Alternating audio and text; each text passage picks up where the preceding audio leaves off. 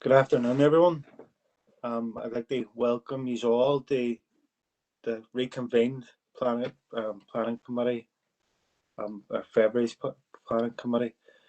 I'm going to hand over to Maura now to take us through the role.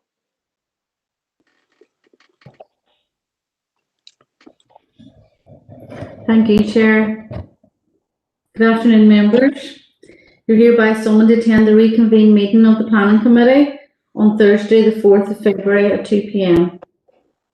Councillor Jason Barr. Councillor Jason Barr. I'll come back. Councillor John Boyle. No. Councillor John Boyle. No. Alderman Alan Breslin. Here, Maura. Thank you, Alan. Councillor Angela Dobbins. Apologies from Angela. Okay. Councillor Paul Gallagher. Sure. Thank you, Paul. Councillor Sean Harkin. Here. Thank you, Sean. Councillor Christopher Jackson. Sure. And Councillor Dan Kelly. Yeah, Maura. Thank you, Dan. Alderman Keith Kerrigan. Here, Maura. Thank you. Alderman Hilary McClintock. Here, Maura. Thank you, Hilary. Councillor Kieran Maguire. Here, Maura.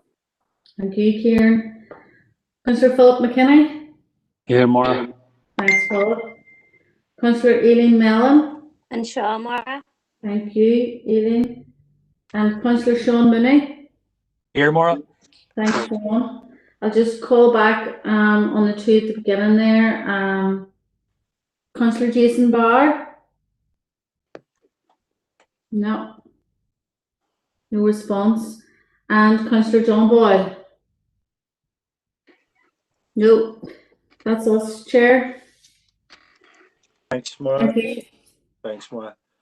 Members, our next item on the agenda is the statement of remote meetings. So I'd like to remind everyone who is in remote attendance that this meeting will be broadcast live via Council's YouTube channel and will be available for viewing by the public and media. The broadcast will also be available for repeated viewing at a later date. This broadcast may be terminated or suspended in accordance with Council protocol. Members and approved speakers are reminded to only have their mics and cameras on while speaking at the meeting and to use the chat facility to highlight a request to speak.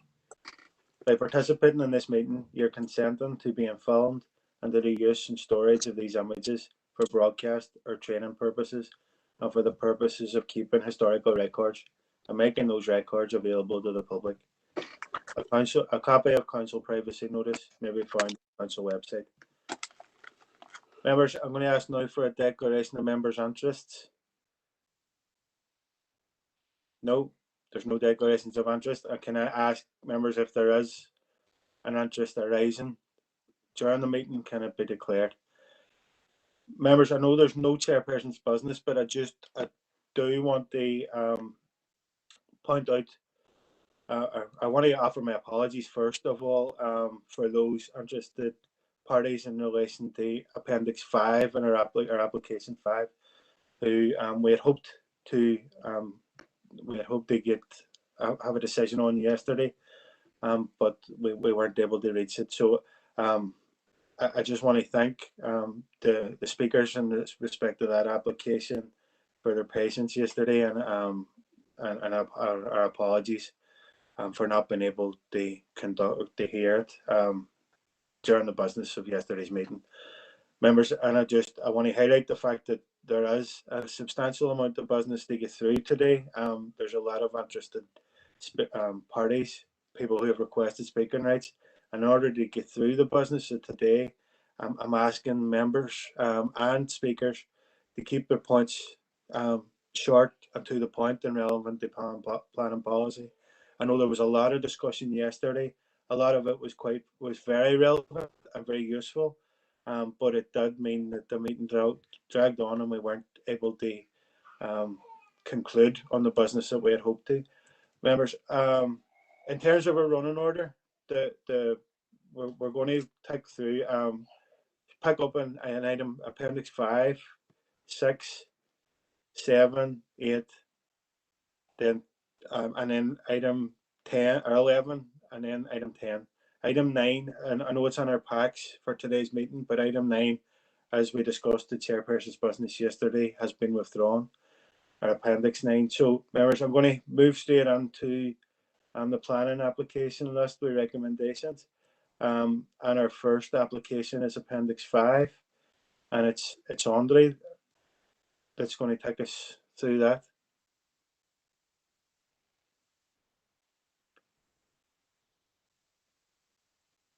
Is Andre ready? Chair, sorry, just 1 wee second. We're having a slight technical issue. Just if you can bear with me for 1 minute, is that okay? Yeah, come here.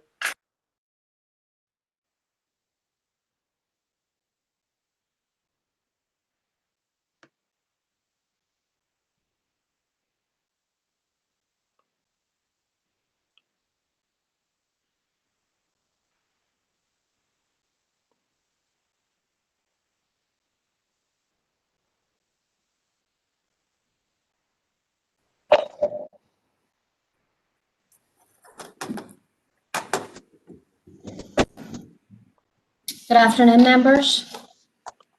This application is item 5, LA11 2019-0019.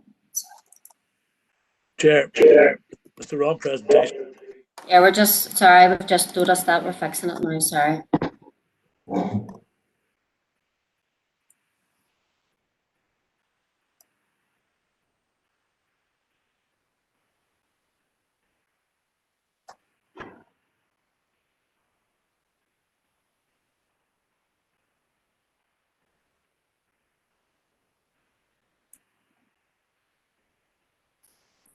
Apologies for that, members. So this is application LA11 2019-0019 Reserve Matters, and it's for a housing development consisting of 9 number housing units, 5 number 5-person 3 beds, 3 number 3-person 2 beds, and 1 number 5-person 3-bed complex needs units. And it lands at Ballygoodden Road, Eglinton, in Derry, to the rear of 8 to 18 Ballycanis Close, and it's recommended for approval. So this slide shows the site location plan within the site outlined in red. The site lies outside the development limits of Eglinton Village as defined in the Derry Area Plan 2011, and St Canis's Park is located to the southwest of the site. As detailed in the officer's report, outline planning permission was granted for residential development in January 2018 by the Planning Committee. Therefore, the principle of housing on the site has been established, and this is an application to agree the detailed design. So for relevant planning policy, the application has been assessed against the following: the Derry Area Plan 2011, the Strategic Planning Policy Statement for Northern Ireland, Planning Policy Statement 2, Planning Policy Statement 3, 7, 15 and 21. And we have also assessed it under Creating Places, Achieving Quality in Residential Developments. This is the proposed block plan showing the layout of the residential properties and access road for the development. As described, the proposed is for the erection of 9 dwellings in total, 8 semi-detached properties and 1 detached. All dwellings are 2-storey in height. The proposed dwellings are modest 2-storey dwellings to be finished in red-brown facing brick with flat grey roof tiles, and the design is relatively simple and is acceptable to officers. This slide shows further house types proposed within the development, which have a small projection to the front elevation to add variation to the design. In relation to PPS 7 QD1, the application has been assessed and officers can advise that the development is appropriate to the character and scale of the surrounding area and that it doesn't alter or increase density when compared to the existing houses in St Canis's Park. The scale, proportions, massing and appearance of the buildings, as well as the landscaping and hard surfaced areas are acceptable. There are no features of archaeological or built heritage on the site. A small area of communal space has been proposed as part of the development proposal. However, this is not a mandatory requirement for development of 9 dwellings. The open space is located to the rear of dwellings at Ballycanis Park, which does provide some separation from the rear of the existing houses to the front of the proposed dwellings. In terms of private open space provision, each dwelling has a private garden to the rear. The gardens vary in size, providing potential homeowners with a choice depending on their need. The sizes range from 49 to 66 metres square. Each rear garden is to be bound from its neighbour by a 1.8 metre high close boarded fence. The road frontage dwellings to site 1 to 3 will have front facing brick wall, and number 3 is a 1.8 metre acoustic brick wall. Exposed front boundaries along the remaining sites will be finished in a 1.1 metre high metal fence. There is a proposed planting scheme that will soften the visual impact of the proposed development on the open space area between the site and Ballycanis Park. This proposal is located just outside the development limits of Eglinton, where there are local conveniences within a short walking distance of the site. The proposal is not of sufficient size to provide and sustain its own amenities. The application site is connected to the existing public road network and the public footpath network. There is a bus stop within 1 minute's walk of the site located on Ballygodden Road. The internal road and footpaths will be adopted by DFI Roads as part of a private streets determination. The dwellings will have proposed in-curtilage parking for 2 spaces. DFI Roads have no objection to the development, and the proposal complies with PPS 3 as adequate and appropriate access and parking provision for this proposal has been provided. The design is quite simple with acceptable finishes in terms of brick and grey roof tiles. The surrounding area is predominantly brick and dashed render housing, and therefore the proposed housing is acceptable with surrounding development. The layout and separation distances are considered acceptable. The proposed dwellings provide multiple means of overlooking onto the street to the front of each dwelling, which will promote safety, and the proposal has met the above criteria and therefore complies with PPS 7. With regards to Planning Policy Statement 2 Natural Heritage, the site is greenfield. There is a planting scheme proposed for the boundaries and the open space to serve the development, consisting of new hedgerow and a mix of trees. Council has considered the landscaping proposals as acceptable. With regards to Planning Policy Statement 3 Access, Movement and Parking, the proposal complies with this policy as adequate access arrangements and parking provision for the site have been provided. The access will be from the existing Ballygodden Road, and there is acceptable parking proposed for each dwelling. DFI Roads are content that the proposed road is adoptable and the visibility displays onto the Ballygodden Road adhere to safety standards. With regards to PPS 7, DFI Rivers in their consultation reply have confirmed they have no concerns with the site with regards to this policy. With regards to fluvial floodplains policy, FLD1 states that any built development will cause piecemeal reduction in the floodplain and potentially remove valuable flood storage area, which may cause or exacerbate flooding elsewhere. The policy furthermore states where a proposal for residential development includes land adjacent to or partially within a floodplain, it will normally be acceptable to utilise the floodplain land for public open space associated with the housing. Officers have consulted with DFI Rivers throughout the processing of the application, and it is confirmed that the proposed dwellings lie outside the floodplain and have an acceptable freeboard above the existing floodplain levels. The open space area levels are conditioned to be reduced slightly so that they conform to levels as shown on the block plan. During the processing of the application, 18 representations were received, all objecting to the proposal. The objections have all referred to flooding that occurred on the site or at the site, and that the site was flooded during the flooding event of August 2017. Elements of the objection also refer to flooding, while also stating the Council's responsibility towards the safety of the residents affected. They are asking why Council overturned the original recommendation to refuse the outline application, and objectors are seeking an investigation into that flooding event. I can advise that officers have consulted with DFI Rivers throughout the processing of the application, and officers in DFI Rivers are content with the proposed development and that it complies with PPS 15. Further surveys and hydrology modelling have been undertaken recently by DFI Rivers at the site, and DFI Rivers confirmed that the levels have been revised since consideration and approval of the outline permission granted in 2018. The estimated 1% AEP level of 8 OD previously has now been revised to 1% level of 8.3 OD. DFI Rivers confirmed that all dwellings and their private gardens lie outside the 1% AEP floodplain, and this is up-to-date information. Officers confirmed the proposed finished flow level of the dwellings are above 8.7. In terms of investigation, it is understood that DFI Rivers have undertaken a study into the impact of localised flooding in the Edmonton area, with the findings to be made public in due course. A scheme has been prepared to detailed design stage and will be subject to approval and finance by relevant departments going forward. Officers are aware that there is potential flood defence works along parts of Castle River. However, DFI Rivers have confirmed that no works are proposed within this application site.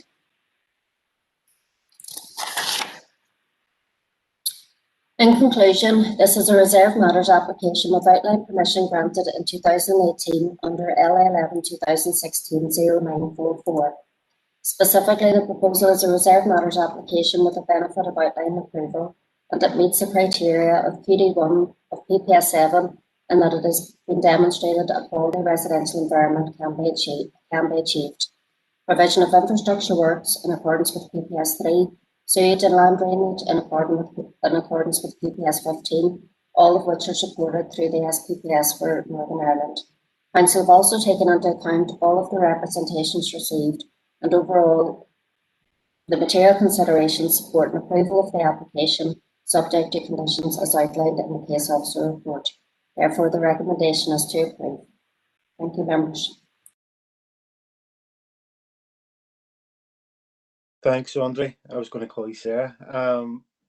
Can I invite Lee Kennedy and Ronan Cheehy to address the committee?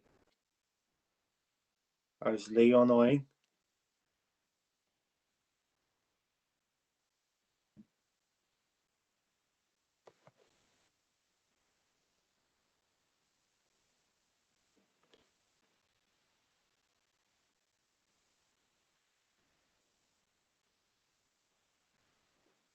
Okay, I've been advised that Lee's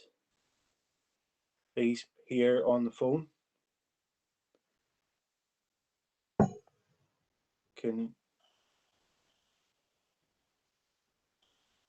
I see Ronan here. I'm here, Mr. Chairman. Yeah. Yep. Ronan, do you want to go on ahead? Ronan, you've got 5 minutes, and if Tyann is more than welcome.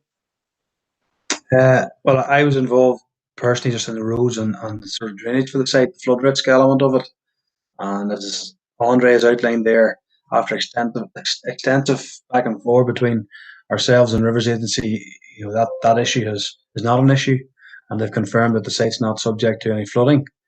Unless anybody's got any further questions on that matter, Mr. Chairman, I'm here to take them if necessary. I appreciate that. Before we move on to questions, I'm going to try Lee once again. Lee, are you there?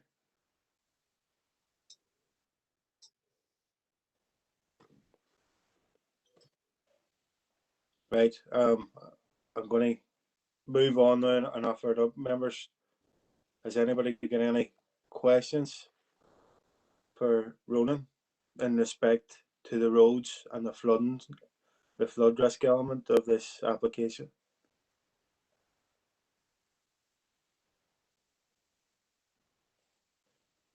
No.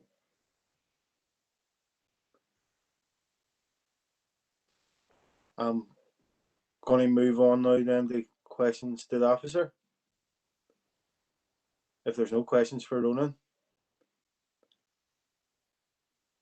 He's sorry, Mr. Chairman. Lee just texted me or say he thinks he's online, but I'm unable to hear him. I don't know where you are.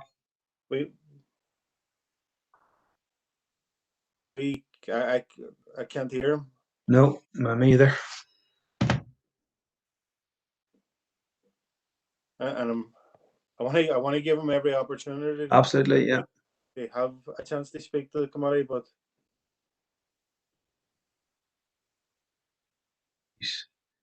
he said he can't get on the laptop. He's on the phone, Mr. Chairman. So I think you know that, don't you? Yeah. Yeah, but either if he's on the laptop or if he's on a phone, we still need to be able to hear him. Absolutely, yeah. No. Gremlins there. Is that Lee there?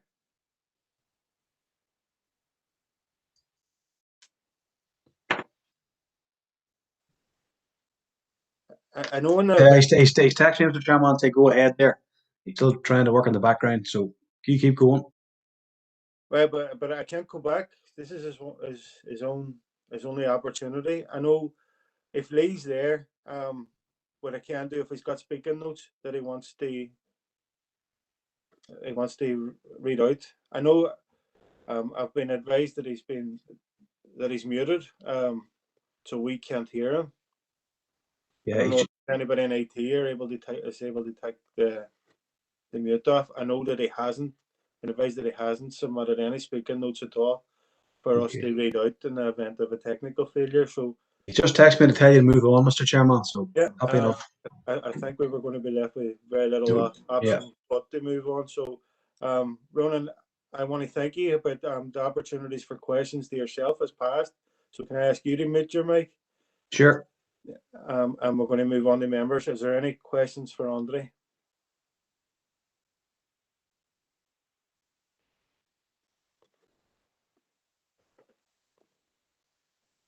Councillor Boyd has indicated in the chat box that he wishes to propose we accept their officer's recommendation to approve. And Paul Gallagher has indicated that he's wanted to second it. Before I take that to a vote, members, is there anybody wishes to comment on it? And for once, I'm speaking for Councillor Boyd, but he indicated that the report says everything that needs to be said in respect to the application. So, Chair, just to elaborate on that a little bit. I mean, most of us were on the committee that made the original decision. Obviously, there's 2 or 3 here that weren't. But again, if those members are content to proceed with the report as presented, it is a reserved matters report, clearly, Chair. So that's I propose we accept that recommendation. And thanks for that.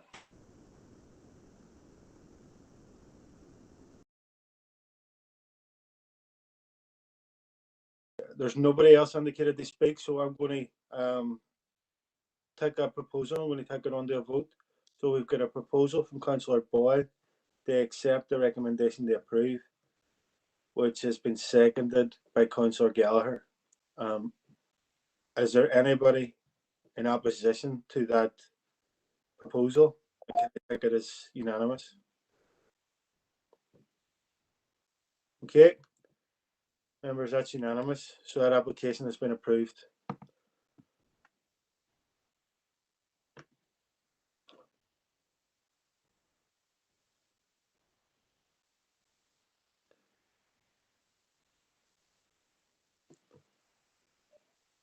I congratulate Lee Kennedy for this presentation in the last application.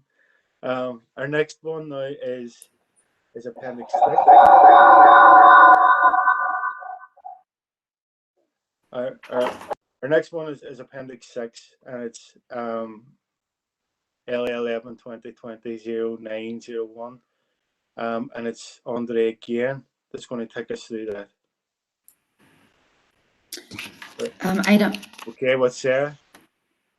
Item 6 is LA11 2020-0901F, and this application is to vary condition 44 of planning permission A 2006-04410, and the condition reads, at or prior to first reserved matters or full application and before building or engineering operations shall commence, the stopping up abandonment of Coshquin Road and White House Road shall be completed, and the application is to vary this condition so that it reads, at or prior to the first reserved matters or first full application and before building or engineering operations shall commence, the stopping up abandonment orders for Coshquin Road and White House Road shall be completed and be in operation.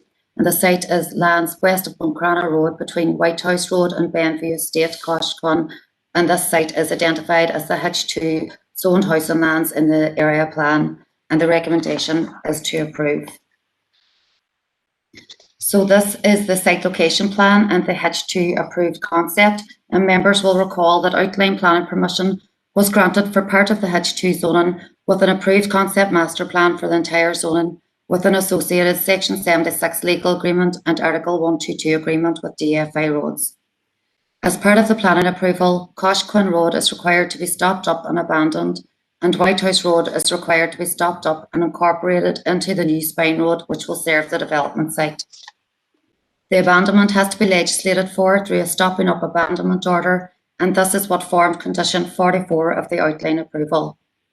Where an abandonment order is required for a development, the developer must apply under Article 68 of the Roads Northern Ireland Order 1993, and this process can take up to 12 months.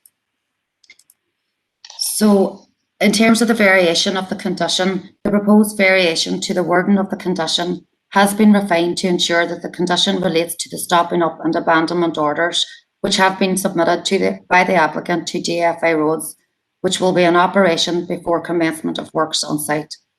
The developer has completed and submitted the abandonment and stopping up order to DFI Roads, and this process is therefore in operation.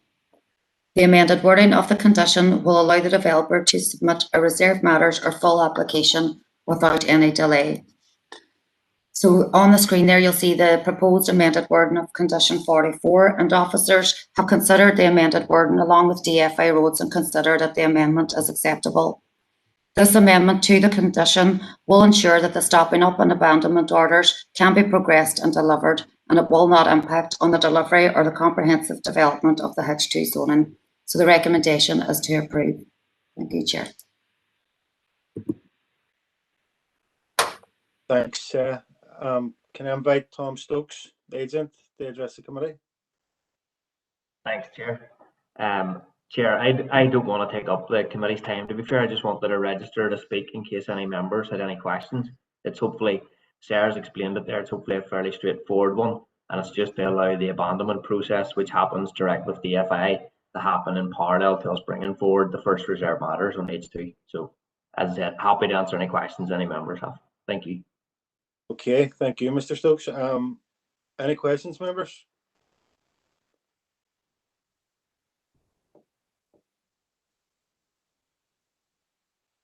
No? Easy one. Yeah. I'm going to move on. Councillor Mellon, have you got a question for Mr. Stokes or a question for the officer? Chair, I'm not too sure, but it's around the zoning, so I'm not sure which one is appropriate, the officer or the agent. If you could advise me. If it isn't directly, I'll wait for the listen officer. to this application, it might be a question for the officer. Yeah. So if there's no questions for Mr. Stokes, members, I'm going to move the questions to the officer. Aileen? Thank you, Chair. Thanks, Tom. Thank you. Chair, I was wondering if you could put the maps back on the screen, so that the question kind of makes sense.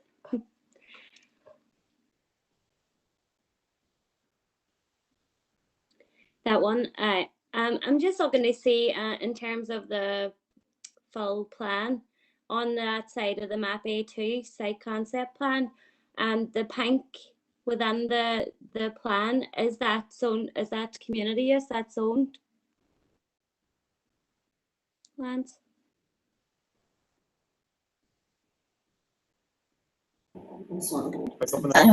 Yes, that's okay. So those buildings that are referenced there would be key focal point buildings within the zoning. This outline approval does provide for community facilities and a number of different other elements in terms of open space, a parkland, community buildings, a new proposed school within the zoning. So I hope that answers your query. Yeah, it kind of clarifies what the issue that I have seen within the plans is that, you know, there is agreements between developers and within this plan that was zoned for, quite rightly what you pointed out. Although we can see at least one of them is now retail. I just want to make sure that when we are agreeing the land zoned for the reasons that you stated there, Sarah, that they are being used for it, because quite often we can turn things away in terms of zoning, and I know this is an agreement, but I just want it noted that, you know, if we are agreeing that these lands being sold for community use, or the uses that you explained that are benefit the community, that they're actually being used for that. I'm really referencing the maybe the far right. That is a retail unit that has went up. It's not open space. It's not communal space. And I know the middle one. There is a community building there, but a part of that land there has been houses that went up there. So I just wanted on record that we need to make sure that whilst these plans are great and nobody's going to stand on the way of the brilliant work that's being done and the much needed housing that's being there, but we want to be creating communities, and we have to watch what's coming in and what plans are agreed and adhered to as well. So I suppose that's not a question. I know that that's a situation, but I just want it noted. Thank you. Through the chair, we're not aware as officers that there's been any bulk development has taken place on the H2 zone in itself. As we have granted an outline permission, and are aware from the agent, and council has recently, just in the last number of days, received the first reserve matters application for part of the zoning. So, I mean, every reserve matters application has to comply with the outline concept master plan, but in terms of any development or retail, there, as far as we're aware, there has been no development has occurred on the H2 site. Sarah, maybe I can get mixed up in the maps. I thought that was the other site alongside it. I know it's not on the H2. I thought that one was the one that was sold. Okay, but in relation to the any agreed master plans, and I know the point has been made by Councillor Mellon, and it's something that we would hope officers will and members alike will keep a close eye and ensure that whatever agreed plan that is that we all sign up to is the one that comes out dollar end, and so the actual bulk reality is reflective of the master plan that's agreed at the start. Can I bring the head of planning in, Maura? Do you want a comment to make? Yeah, thank you, Chair, and you've just sort of covered it slightly for me.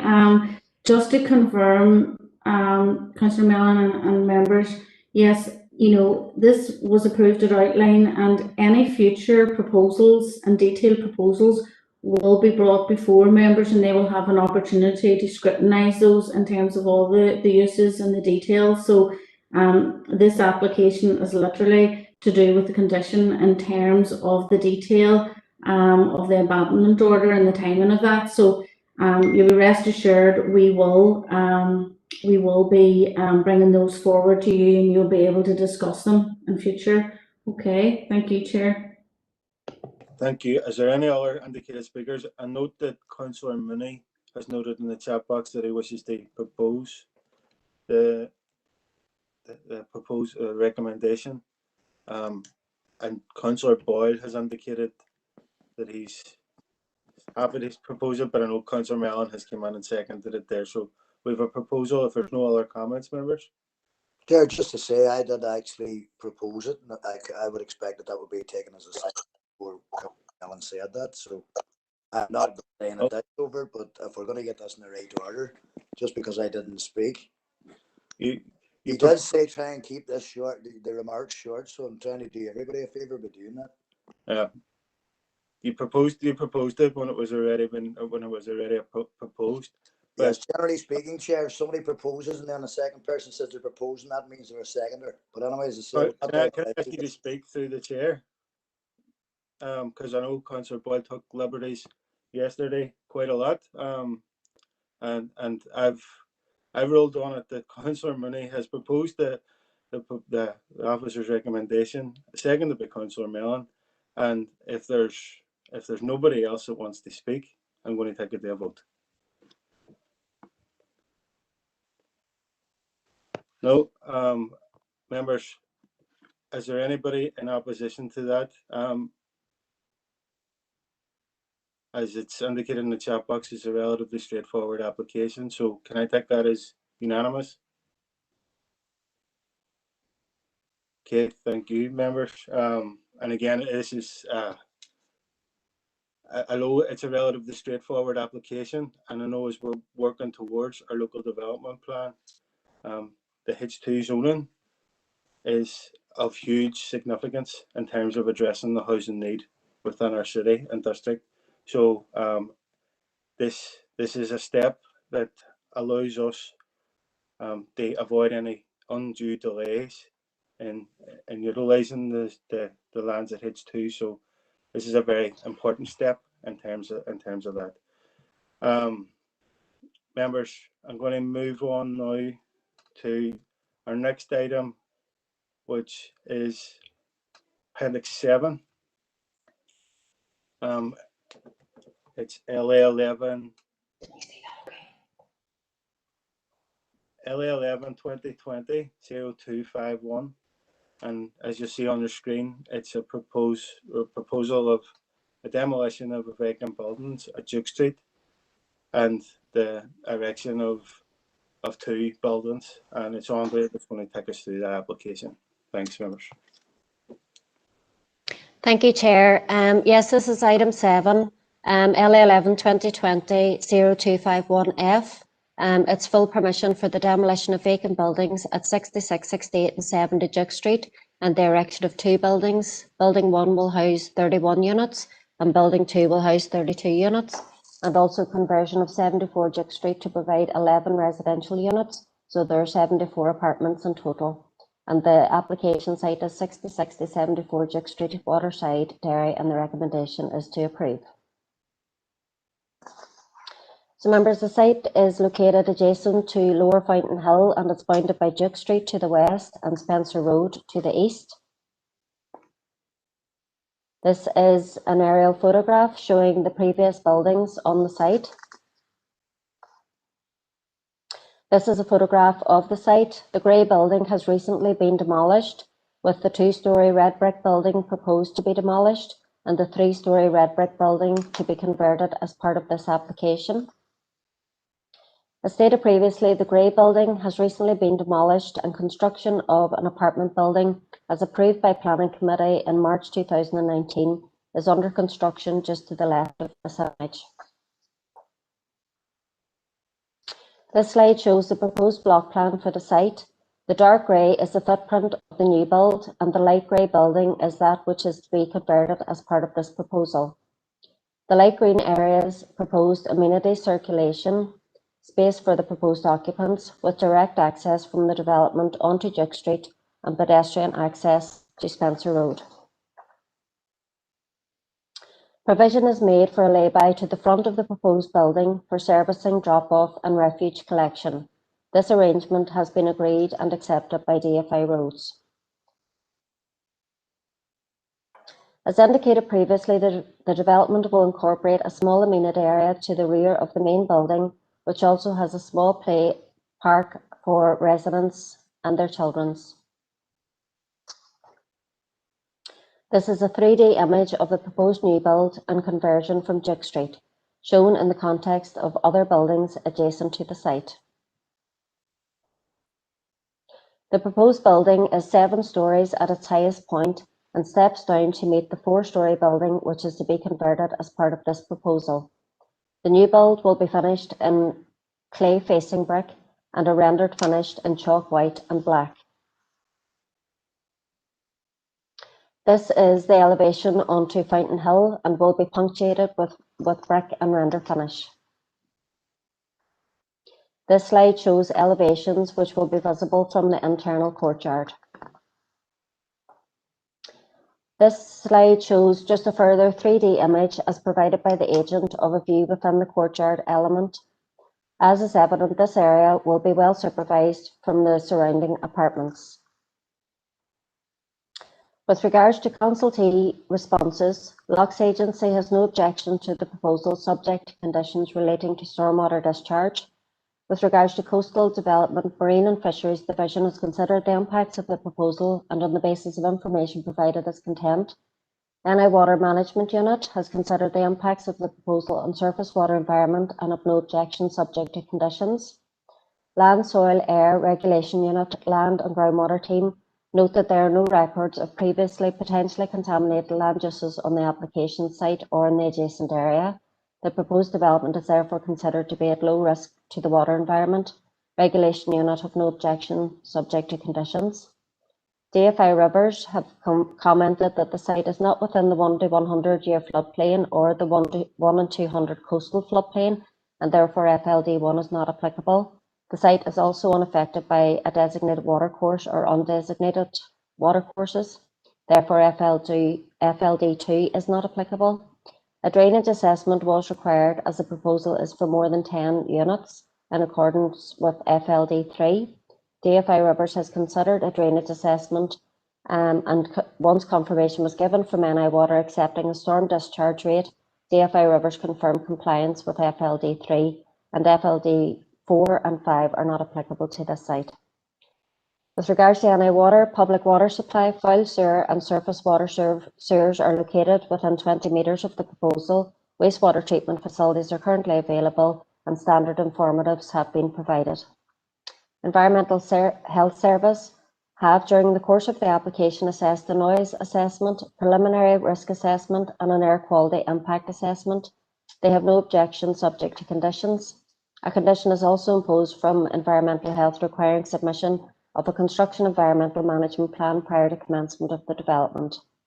AFI Roads have no objection to the application subject to conditions and informatives, and SES have confirmed that the potential impact of the proposal on special protection areas, special areas of conservation and Ramsar sites have been assessed in accordance with the requirements of the Regulation 43 of the Conservation Habitats Regulations, and the proposal would not be likely to have a significant effect on any features of any European site.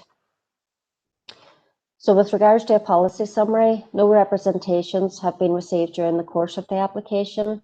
The application complies with the Derry Area Plan. It has been assessed under policies BE1, H1, H5 and TR5. It complies with all relevant planning policies, including the SPPS, PPS2, PPS3, 7, 8, 15. Officers consider that the application complies with the Area Plan and all relevant policy, and therefore approval is recommended. Thank you, members. Thanks, Andre.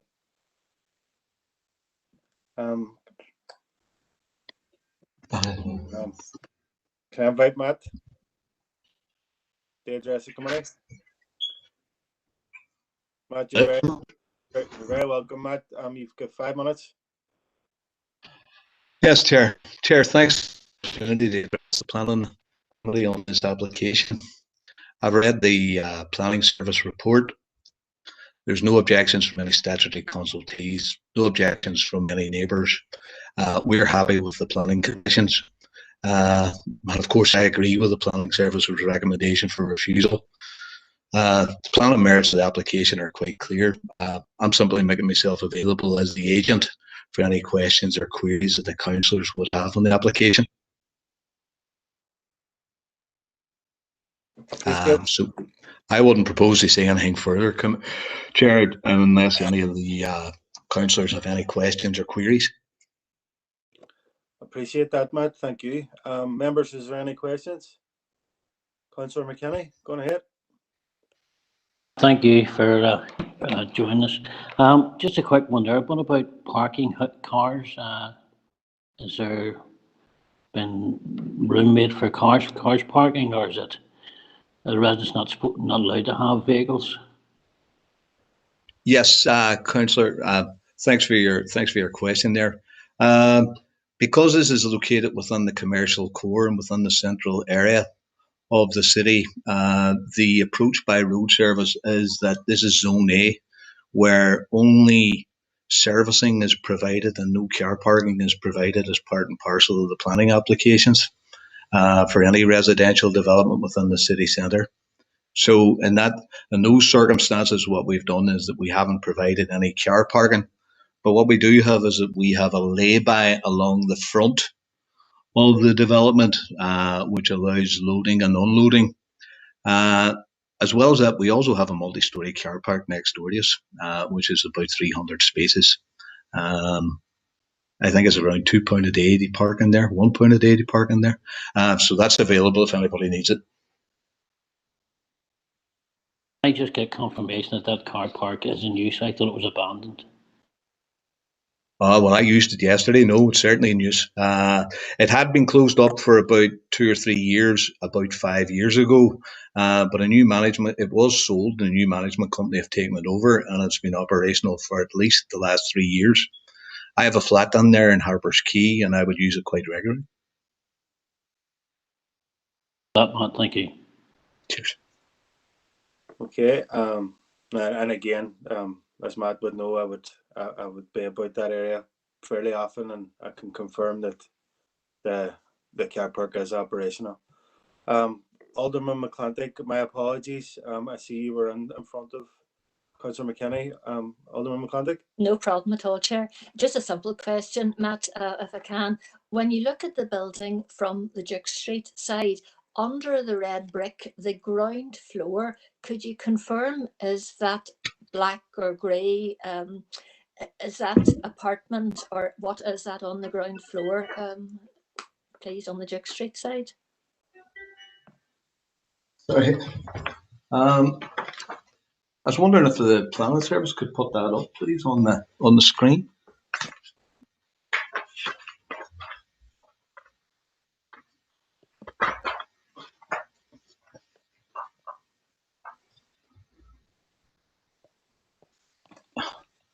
And your query is?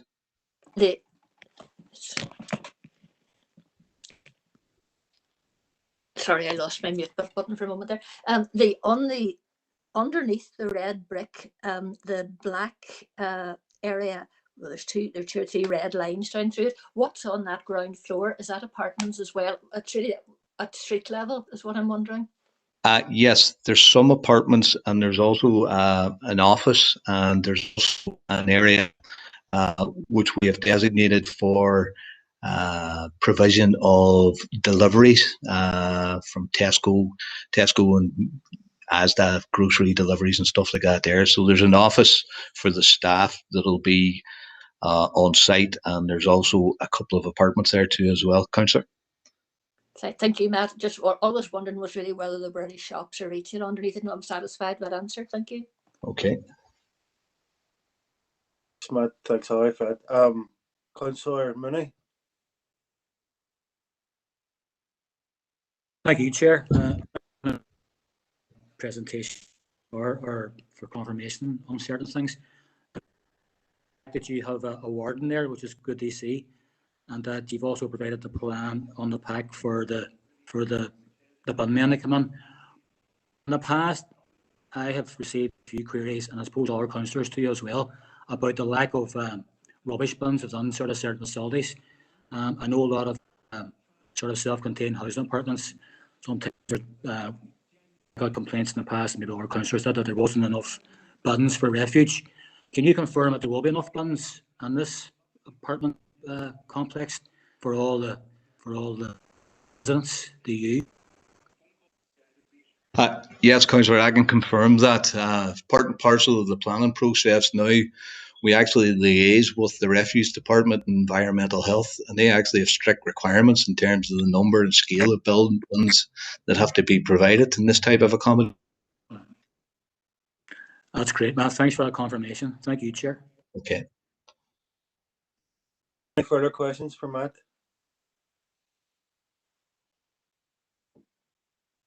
Okay, thank you, Matt. Okay. Any questions, to the officer?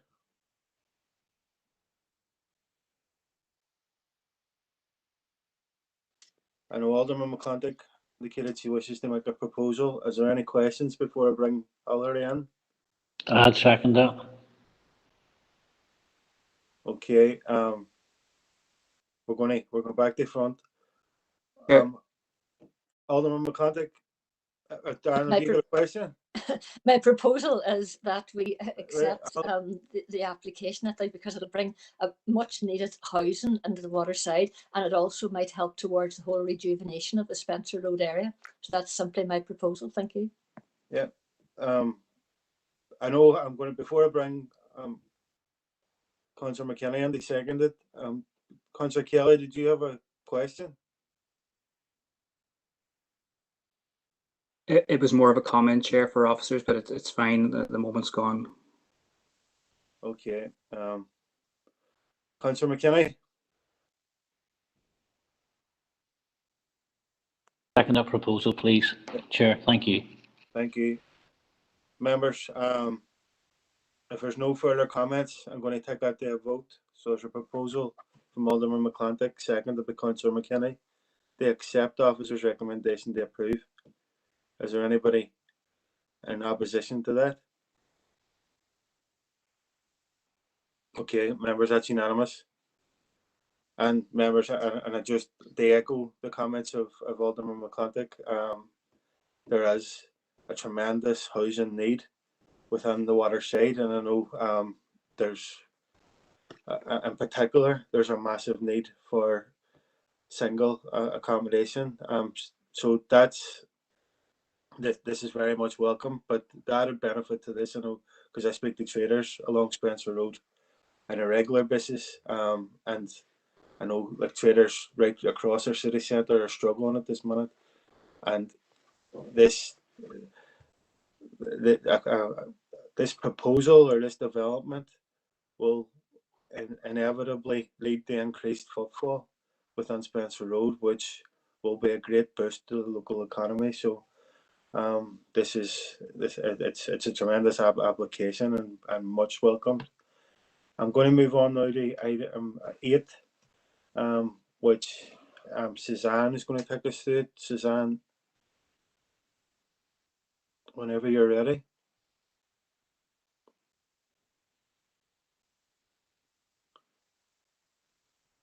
So item 8 is LA 11 2020 0686, and it's a proposed site for a farm dwelling and lands up at Cumber Road in Derry and Claudy, and it's Suzanne is going to take us there. Yeah, thanks, Chair.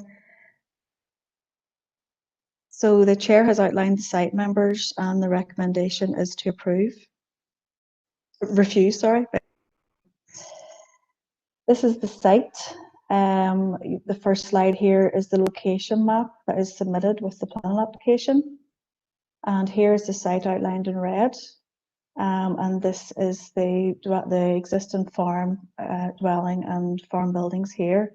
We have the Salawilly Road here, and then we have the Cumber Road. So the site is actually just sitting at the junction between the two roads. The second picture here is a satellite overhead of just the site as well. Just see it outlined in red there in the corner. This slide here is just a photo of taken along the Cumber Road.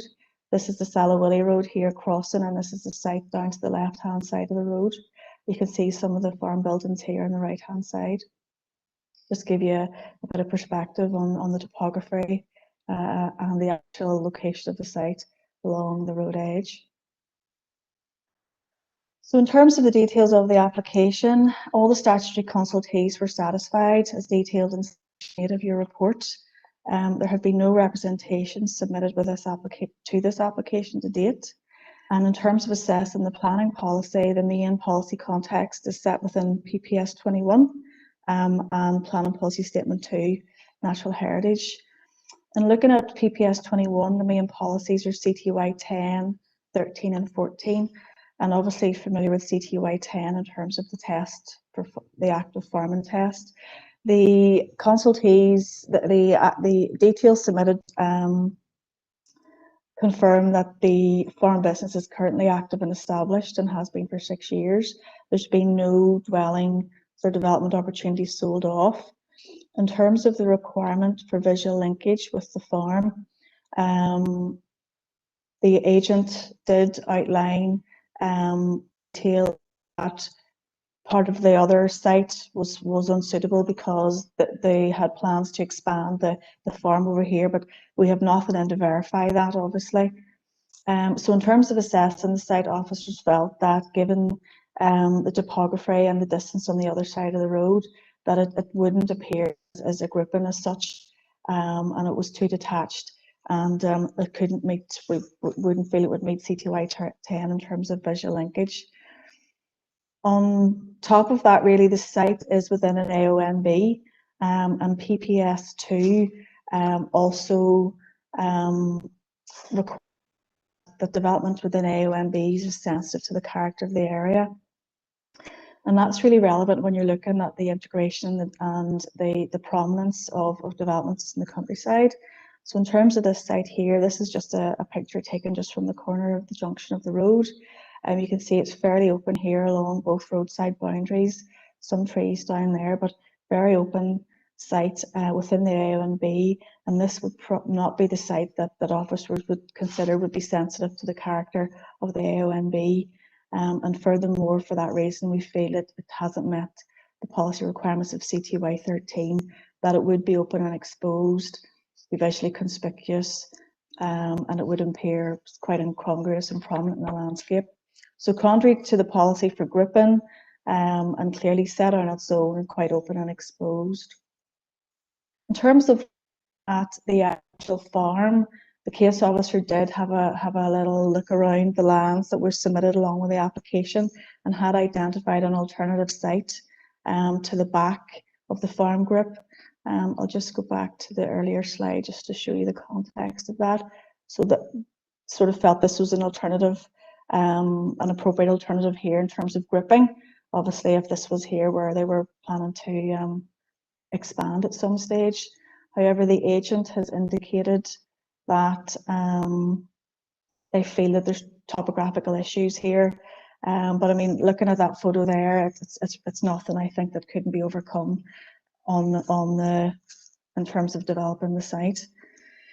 The agent has also submitted late information in the form of a photograph. I've just included that, members. That was also submitted with a planned application, but it wasn't included within the packs. Just a photo of the existing farm group and taken from the Salwilly Road. And you can see, well, you can't actually see the site, but it's off to the right here. Conclusion, members, comes the recommendation that it doesn't meet the visual linkage and the grouping policy of CTY 10, that it's open and exposed and very prominent, contrary to CTY 13 and 14, and also therefore contrary to NH6 of PPS 2, and that it would be eroding the character of the rural area. And I've just covered the lead item photograph for you as well. So that's the conclusion. Recommendation to refuse. Thank you. Thank you, Suzanne. And it was remiss of me not to draw members' attention to the information that was submitted, but Suzanne has referred to it in her report. Can I invite Andy Tate, the agent, to address the committee? Yeah, Chair. Yeah, you're very welcome, Andy. 5 minutes. Thank you, Chair, for the opportunity to speak today, hopefully to clear up any issues and answer any questions. As per the planner's presentation, we can agree that principle is accepted when a client qualifies for a site and the main issue is down to the location. When I first went on site to decide on the location, we walked around the farm buildings, yard and existing farm dwelling. As you can see from the photographs, the yard and farm buildings run parallel with the road. To the west of the farm buildings, there is a slurry pit. The ground to the rear gradually rises as per figure 5 in your pack. The only area feasible for my client to expand his yard will be to the west and north of the farm buildings. The site we have decided to apply for is at the crossroads of Salwilly and Cumber Road. The reason for this location is so that we would be a minimum 75 metres away from the slurry pit. With regards to Part C, the policy states that the new building is visually linked or sited to cluster with an established group of farm buildings. The group buildings on the farm. You will see from your maps and photos, this site is clearly visibly linked to the group of farm buildings. And as described on the case officer's report, we are on the opposite side of the road, so I can't understand how this site can't be recognised as visibly linked to the farm buildings. The alternative site suggested in the case officer's report is approximately 50 to 60 metres away from the furthest point of the farm buildings. The site that I have applied for is approximately 75 metres away from the farm buildings, therefore not a lot of difference. Also, the alternative site is closer to the slurry pit, which is not ideal for a young family, and also the site will be looking directly into the rear of the existing farm dwelling as per the photo of figure 5. We have pointed this out to the case officer that we have selected the site for health and safety grounds and that we are clearly visibly linked to the farm buildings. The site is for my client's son. My client is a retirement age and needs his son to be living close to the farm and to help keep the farm active. It's important to keep these families in the rural area and not have to move into urban areas and travel to work on the farm 4 hours of the day. It is clear we meet the planning policy and that there is no reason why this site should be refused, so I really hope that members can vote in favour of this application. Thank you. Mr. Tate, and I know it wasn't a great line there. I'm hoping members got everything that I'm saying.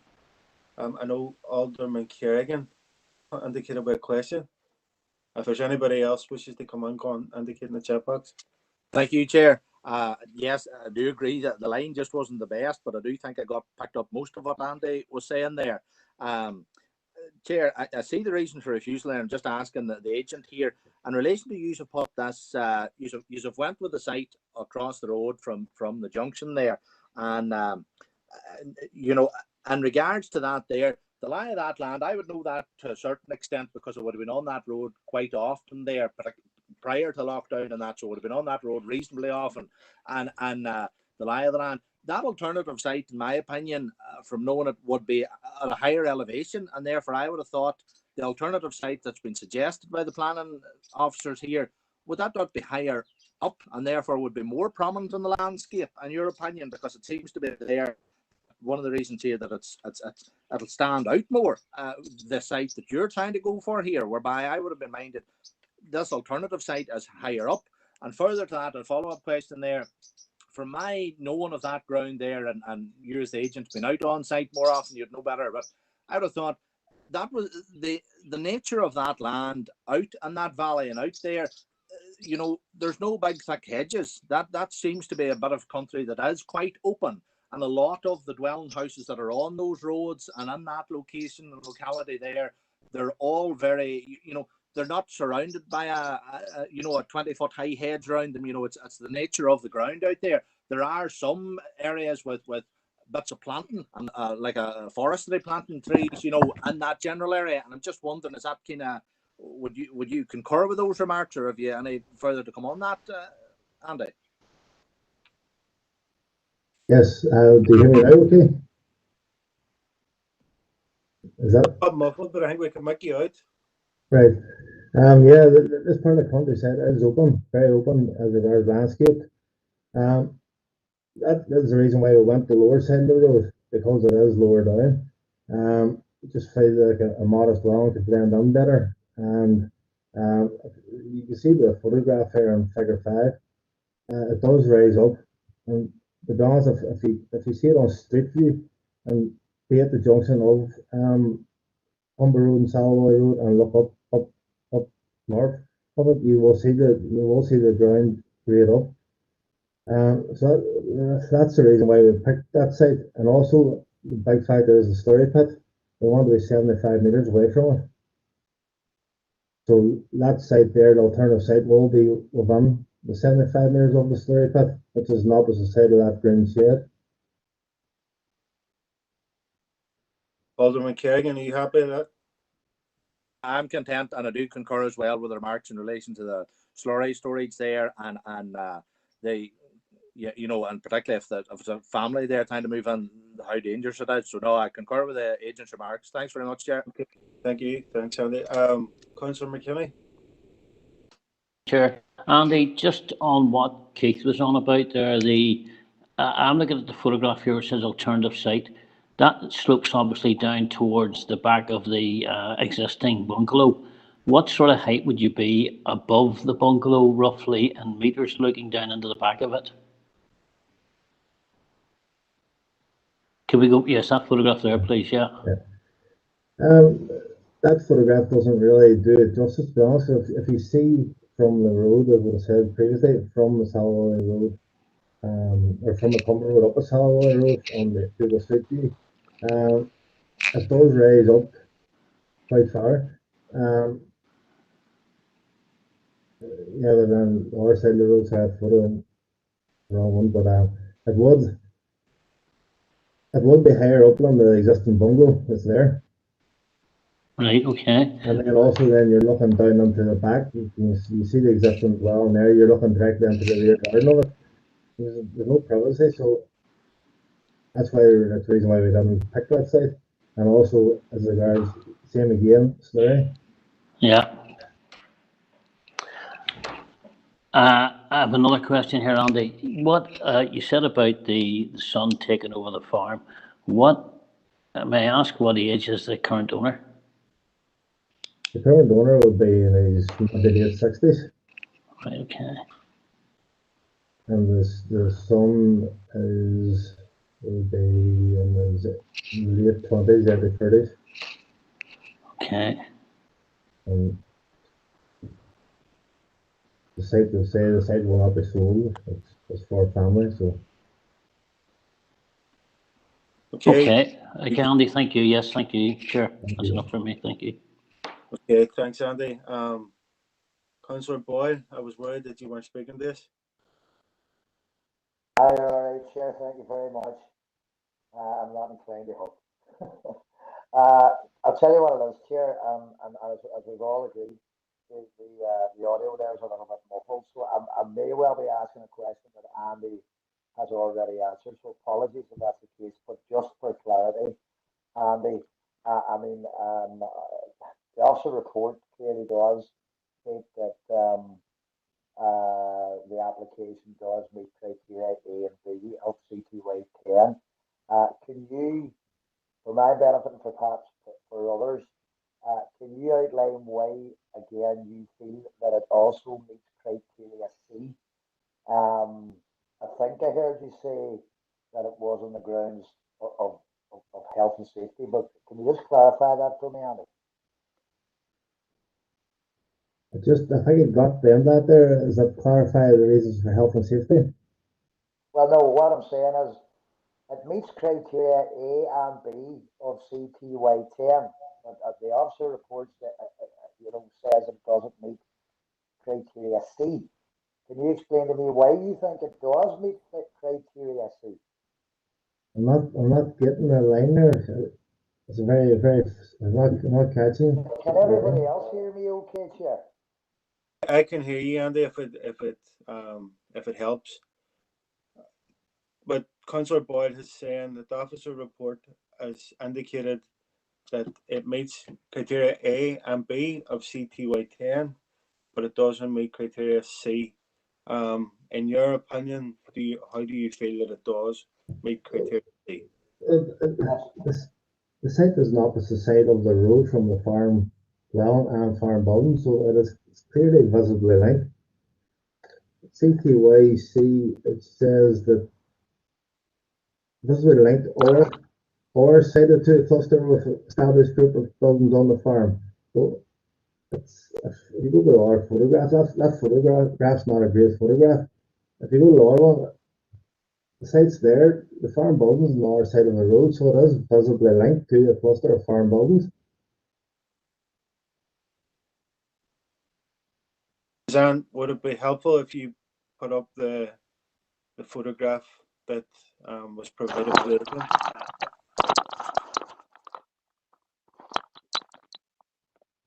I think that's... Yeah, the site is there on the right hand side. That's the farm dwelling, existing farm dwelling straight ahead. And then the farm buildings on the left, so it is visibly linked to the farm buildings. And then we're more than 75 metres away from the spirit, that too, so. Okay, Councillor Boyle, there's a lot of feedback coming from your mic. I'll tell you what it is, Chair. I'm using a set of headphones that are playing me up a bit here, and I'm trying to turn them off, and they won't turn off for you. So, look, I'll just do my best to deal with it as I can. I think I caught the gist of that. Okay, Chair, and I should be able to take it I'll see if I can sort this problem my end out here. Okay, is there any other questions for Andy?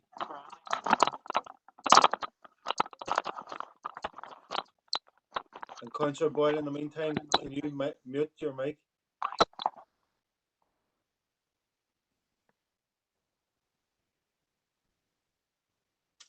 No questions for Andy. I'm going to move the questions to Officer. Any questions for Suzanne?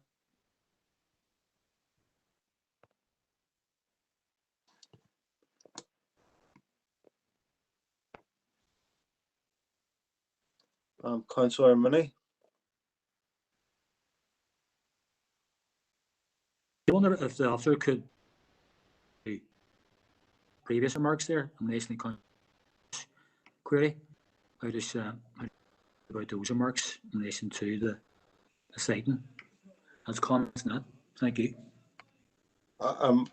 Councillor Mooney, just to clarify, because I want to be fair to Suzanne, are you in relation to the site being visually linked?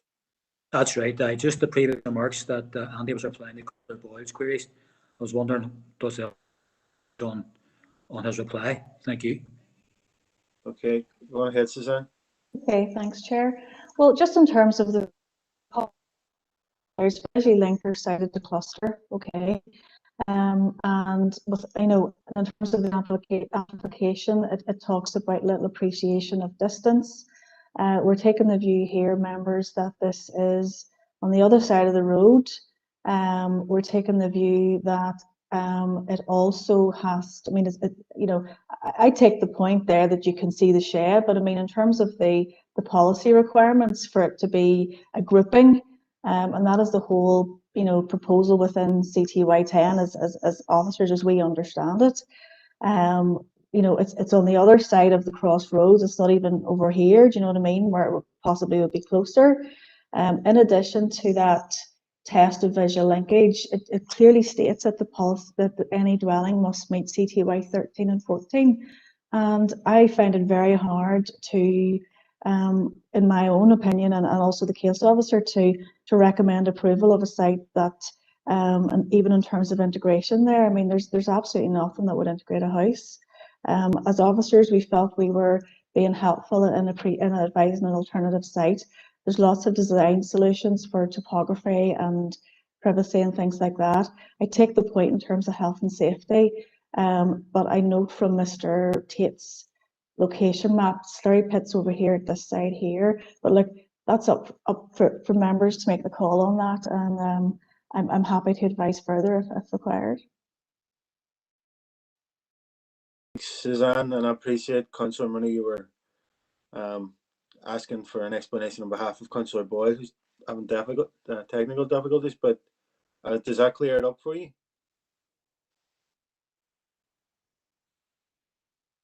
Chair, thank you very much. That's okay. I know that Alderman Kerrigan and Alderman Breslin have both indicated they wishing to make a proposal, but I'm going to bring in Councillor Maguire first if you have a question. Chair, I wonder if Suzanne could answer.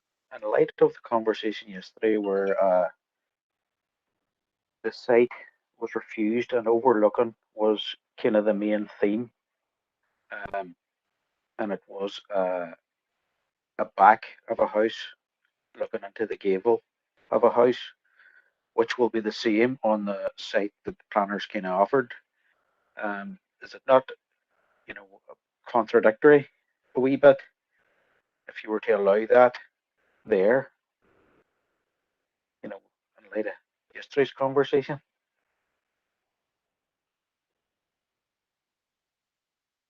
Well, I suppose through the chair, I mean, this report and this site was looked at prior to yesterday's conversation. We're just looking for acceptable solutions in the countryside, and we're looking for sites that have some sort of grouping and visual linkage. I mean, just as I've just measured it out there, just very briefly, 75 meters. I know Andy is concerned about this proximity to the slurry pit, but I mean that's 75 meters there from the edge of the buildings, okay, around roughly about there. all we're saying here, we feel there's alternative design solutions that, in terms of overlooking, it's an upland area. We would need to be thinking about boundary treatment and things like that. Clearly, there's one good boundary up there, but that's more than probably what there is down here as well. So it was only an alternative. Obviously, the site in front of us today is here for assessment. And in terms of overlooking, there are design solutions and ways around it, and there is a distance there, at least 75 meters, we would have felt. Councillor Maguire, are you happy with the response? You content? Yeah, Chair, happy with the response. I do appreciate the constraints in the countryside, but just trying to get ways around it. Nobody likes to see an application being refused, and just trying to explore all avenues as I try and do. Okay, I appreciate that, Councillor Maguire. Councillor Gallagher. Chair, just probably a question around, when we've looked at it and consideration and the agent looking at it and the farm holding looked at it and for issues around health and safety and all the rest, and around CTY 13, is there anything that could be added in the conditions that could possibly help to integrate the current site, and through the cluster as such of buildings, that would help with the rural character, rather than when we see the map and we see the photographs, it does look very exposed. But is there something that we could look at and conditions that might meet CTY 13?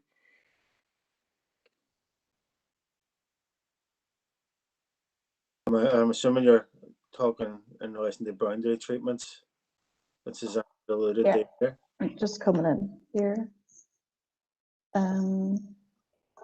Yeah, obviously we can always, we would recommend always that we be looking at some sort of conditions anyway, even on sites that are much more integrated than what we've got. But CTY 13 talks about the fact that, if you have a site that is only going to be acceptable with new planting, is that it shouldn't be relied on that alone. So, as officers, we are just following the policy. If members wish to have advice on conditions, more than happy to advise you on appropriate landscaping, ridge height, or whatever there. Answer your question, Paul. Thank you. Okay, members, is there any other questions?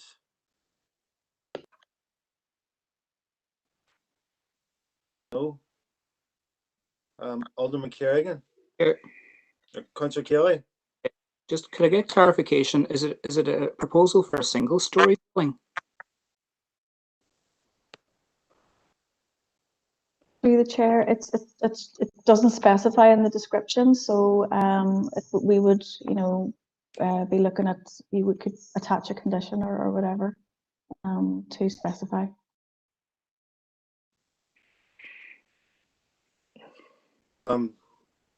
Councillor Boyle, do you have a question?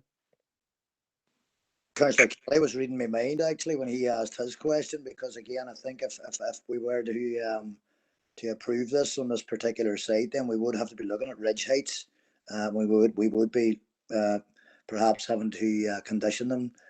You certainly, there's much debate about whether it fits in with the countryside as it is, and it would strike me that a two-story house definitely probably wouldn't.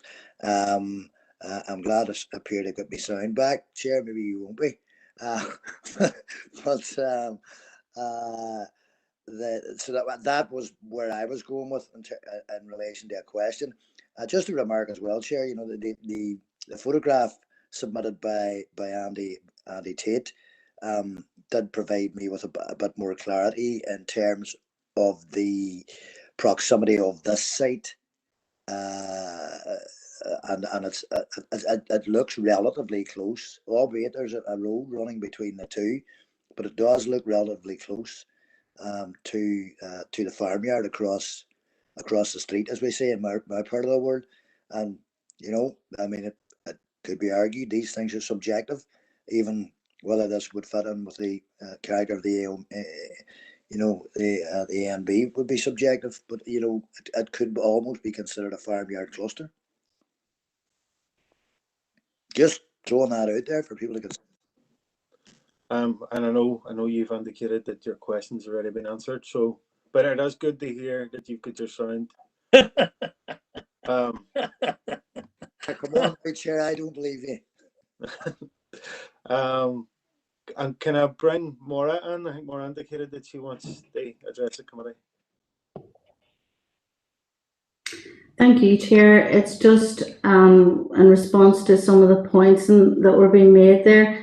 Just in terms of my opinion, in regard to the question about trying to integrate the site, if members were minded to approve it, I mean, this is an example of a site that would be clearly carved out of the corner of a field, and an example of the type of sites that, you know, when we're trained as officers to avoid. So, you know, the officers are quite right to point this out, and that there's blatantly, absolutely no boundaries around this.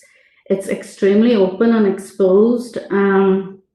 Yes, there are two roads beside it, and you know, and it does divorce it from the other buildings. So it's quite difficult to try and manufacture a site, because that's essentially what this is doing, without any natural features to try and integrate it. So it would be my view, it'd be very difficult to try and integrate any house, whether it's single story or two story. But anyway, that's just my view on it, Chair, and I just thought it was important to highlight that. Thank you. Okay, thank you, members. Or thank you, Maura, and I've no doubt members will take those points on board. Is there any further questions, members? No. Councillor, I think your mic's on mute or off mute. Do you wish to come on?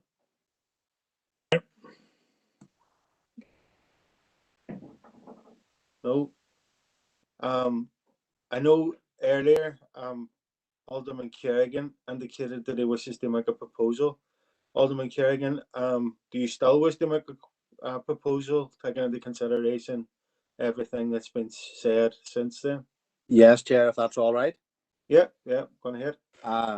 Chair, I see where the officers are coming from. I definitely do. But Chair, I'm looking at it there, the three refusal reasons there, and I would be minded that that's the first one there, that's not essential in the rural location, but I'd be adamant that in relation to a farm dwelling, it's a requirement there. So in relation to CTY 10, that it's not visually linked, I would argue that it is visually linked to the existing farm cluster. And again, at the crossroads, a focal point there as well. I know there is the issues, it has been raised also. Sorry, Chair, these budgets are taken out. There is the issue there in relation to health and safety and the slurry. But Chair, I do see there is the point about a lack of integration. But Chair, I would be minded it fits into the rural character there in that area, because along that road, Chair, there's no trees and forestry or heavy hedges or anything on that section of road. And again, I do believe that it does fit.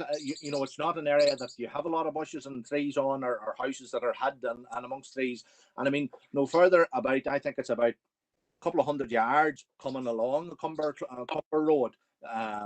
There's a large two-story house with nothing around it at all. Standing out, I would be minded at a higher level, and 4 or 5 cluster of dwellings and farm dwellings on both sides of the road, just 4 fields to the south of that. So I would be minded that it does fit in with the rural character, because traveling less than a quarter of a mile and you have a cluster of houses. So I'd be minded it does fit in with the character of that area. I do admit the integration's an issue, but I don't feel that there's they're integrated in that area. There's no ones that are hid with trees around them. and then it would not erode the rural character. The third point, would not erode the rural character as it does fit in. I am content that the alternative site would be more prominent in my own view because it's higher, and from that image that was provided by the agent, you can see the climb up from the site up to the existing farm dwelling house, and then the alternative site would be higher again. So I'd be minded the alternative site would stand out more so than this site that's been suggested. I am content, Chair, with a restriction that it is restricted to a single story dwelling, and if there are any conditions which officers are content with, or if they wish to try to put any conditions on top of it, I know Maura has stated that it's going to be difficult, but I would be minded that for those reasons, Chair, I hope I've addressed the 3 refusal reasons there, that we do not accept the officer's recommendation and we do grant permission. But again, we can restrict it that it's, I know it's only outline and we don't have any building designs, but I'm content to restrict it to the bungalow, Chair. Thank you. Thank you, Alderman Kerrigan. And it's great to hear your budgies again. Alderman Breslin, you indicated that you wanted to come in. Yes, I was second what Councillor Kerrigan said. And everything what Kerrigan said, Councillor Kerrigan said about the topography and the roads there. The roads is very bare there, and there is no hedges, so it's nearly impossible to get a house in the proper place there. So I have no qualms in seconding it. Okay, thank you. Appreciate that. Members, is there any other comments?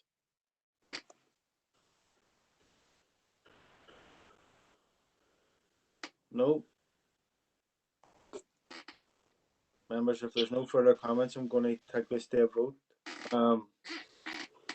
We have a proposal from Alderman Kerrigan, seconded by Alderman Breslin, to not accept the officer's recommendation and to approve, subject to draft conditions, including that this dwelling would be single story and that the officers would be delegated to a condition in relation to integration.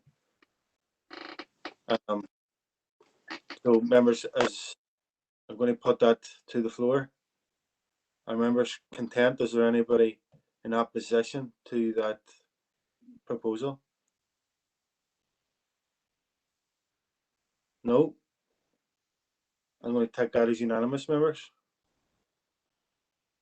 So I'm going to move on. That application has been approved.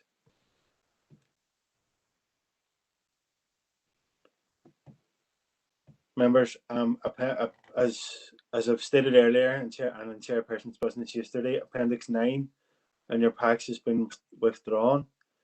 And in the accommodate speakers, our next application is item 11 in our packs. It's LA 11 2019 0627, and it's a proposed 2-story extension to facilitate a manager's apartment, the existing commercial business at Woodvale Road, Eglinton, and it's Malachy that's going to take us through this. Thank you, Chair. Over to you, Maggie.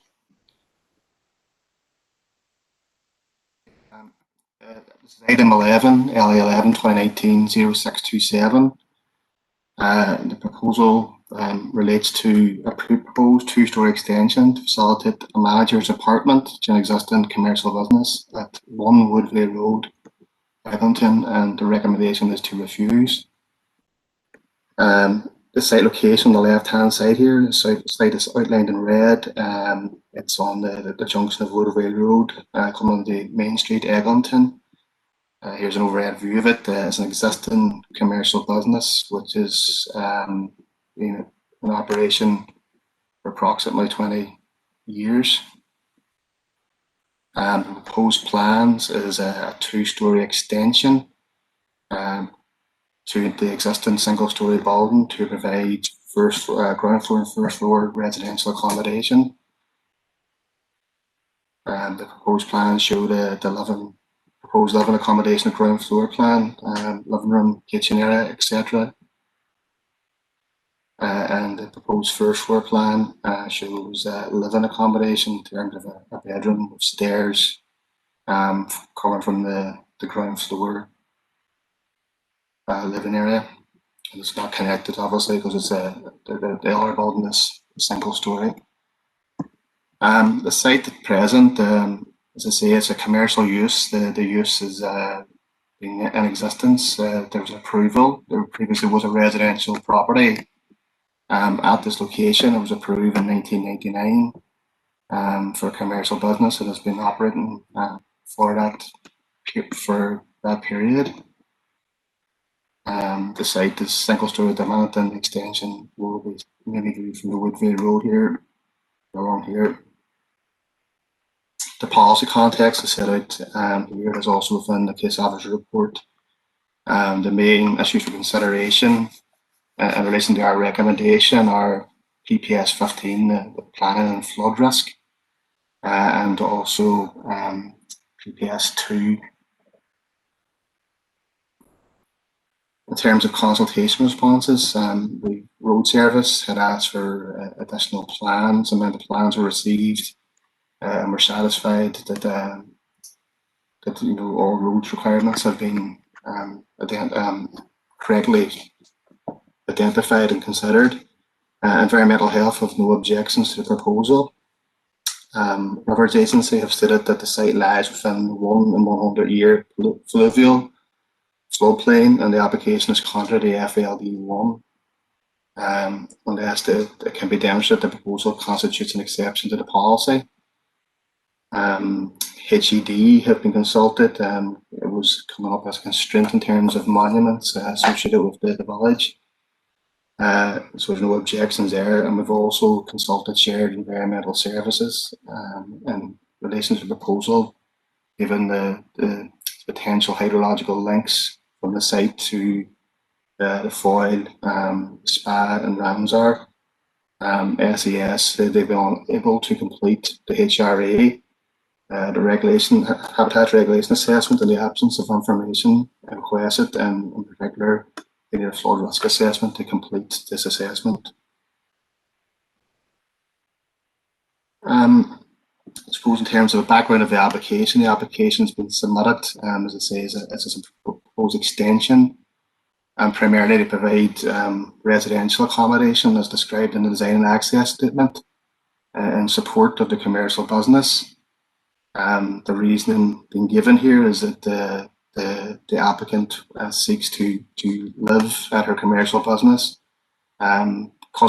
primarily because of previous flood issues, and looking to protect the interests of a commercial building and be there at all times. So in terms of policy, as I say, the application is outlined in red in the image below. So this is an extract from the Northern Ireland flood maps, which is provided by DFI Rivers, which planning officers take into account when assessing planning applications. The blue area shows areas of known floodplain, of flood extent. As I say, Rivers have confirmed in their consultation response that the site lies within the 1 in 100 year fluvial floodplain. Again, the policy PPS 15 states that development will not be permitted within the floodplain unless a proposal constitutes an exception to the policy. The application, again, as I say, the proposal is for residential accommodation as set out the design access statement. Also within that statement, the applicant agent has provided photographs of previous flood events in relation to August 2017.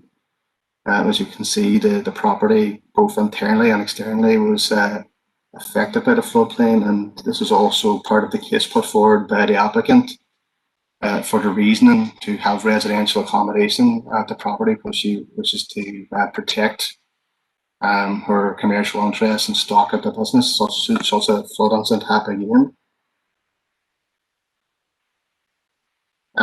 Also in support of the application, the agent submitted a case that the application should be considered as minor development. This is one of the stated exceptions within PPS 15. So within PPS 15, there's a glossary of terms and sets out a defined explanation of what minor development is. So as you can see here in the slide, minor development is described as non-residential extensions. Your likes of industrial, commercial, leisure with a footprint less than 150 square metres. Can also be alterations, such as like developments that do not increase the size of the building. For example, alterations to external finishes. And the third type of minor development is householder development. So, for example, your sheds, garages, game rooms, etc., within the curtilage of an existing dwelling, in addition to extensions to an existing dwelling. And they also point that this excludes any proposed development where create a separate dwelling within the curtilage of the existing dwelling. For example, subdivision of a dwelling into house into flats. It is the opinion of officers that the proposed development does not meet any of the three types of minor development as set out in PPS 15, as the proposal is for effectively a separate unit of accommodation as an extension to a commercial business. Furthermore, within PPS 15, it states that all cases relating to minor development under FLD1 are subject to a satisfactory assessment. So basically, a flood risk assessment should be submitted. The only exception is if it applies to household or extensions. And in that case, it's on a case-by-case basis. But clearly, we're not of the view that this is a household or extension. So we're of the view that a flood risk assessment should be submitted in support of this application. The proposed development is on an undefended floodplain that does not meet any of the exceptions to allow approval. So we believe it's contrary to PPS 15, FLD1, and the SPPS, due to that there's not an exception and it will be liable to expose more people to flood risk if allowed, which is an important part set out in PPS 15, and the annex sets out the proposed risks to people as a result of floods. And also the other aspect that we're not satisfied has been demonstrated is we don't know the effect of the extension in terms of the floodplain, which is usually established through the flood risk assessment. Moving on, the policy NH1 of PPS 2 and the habitats regulations. Derry City Council we are the competent authority in assessing the impact of development under the habitats regulations of any development. So we have to take into account what impact potential developments would have on protected areas and protected species. In this case, of particular importance is the impact on the River Foyle special area of protection in Ramsar. Given it's on a floodplain, there is a potential for a hydrological link to that acknowledged area of protection. SAS advise the plan application is considered in light of the assessment requirements of the regulation of the habitats regs on behalf of the Derry City and Strabane District Council, which is the competent authority. SAS haven't been able to fully complete a HRA, because in order to do that, they would need to assess the impact of any flood risk through the assessment of a flood risk assessment. In the absence of that, we cannot complete our duty as a competent authority in assessing the application under the HRA regs. So again, this sets out, the context in terms of policy, and if we can't carry out that duty, we have to look at planning policy. The relevant planning policy is policy NH1 of PPS 2. Again, this sets out the assessment on European and Ramsar sites, and if we take a precautionary approach in such cases, and if we can't make the assessment, we have to recommend refusal under the relevant policy, which is NH1. Suppose to summarise the proposals in our view is contrary to a number of policies within PPS 15 and PPS2, namely FLD1 and NH1. The site is within an undefended floodplain, which has a recent record of flooding. There's a presumption against developing floodplain unless proposal falls within one of the exceptions. We've considered the case put forward in terms of exceptions. We do not believe it meets that the exception in that case, and we do not believe it meets any of the other exceptions as set out in the FLD1 also. Furthermore, if the proposal is deemed an exception, the policy states it must be supported by a flood risk assessment. No such assessment has been submitted in support of the application. So therefore, that's a second stage for that policy can be met. And again, as a competent authority, we have to make an assessment of the impact of proposals on protected habitats. There's a precautionary approach set out in the Commission guidance in terms of European Court of Justice, known as Wadensee. So therefore, in the absence of the sufficient information, i.e. the flood risk assessment, we must take a precautionary approach in terms of PPS2.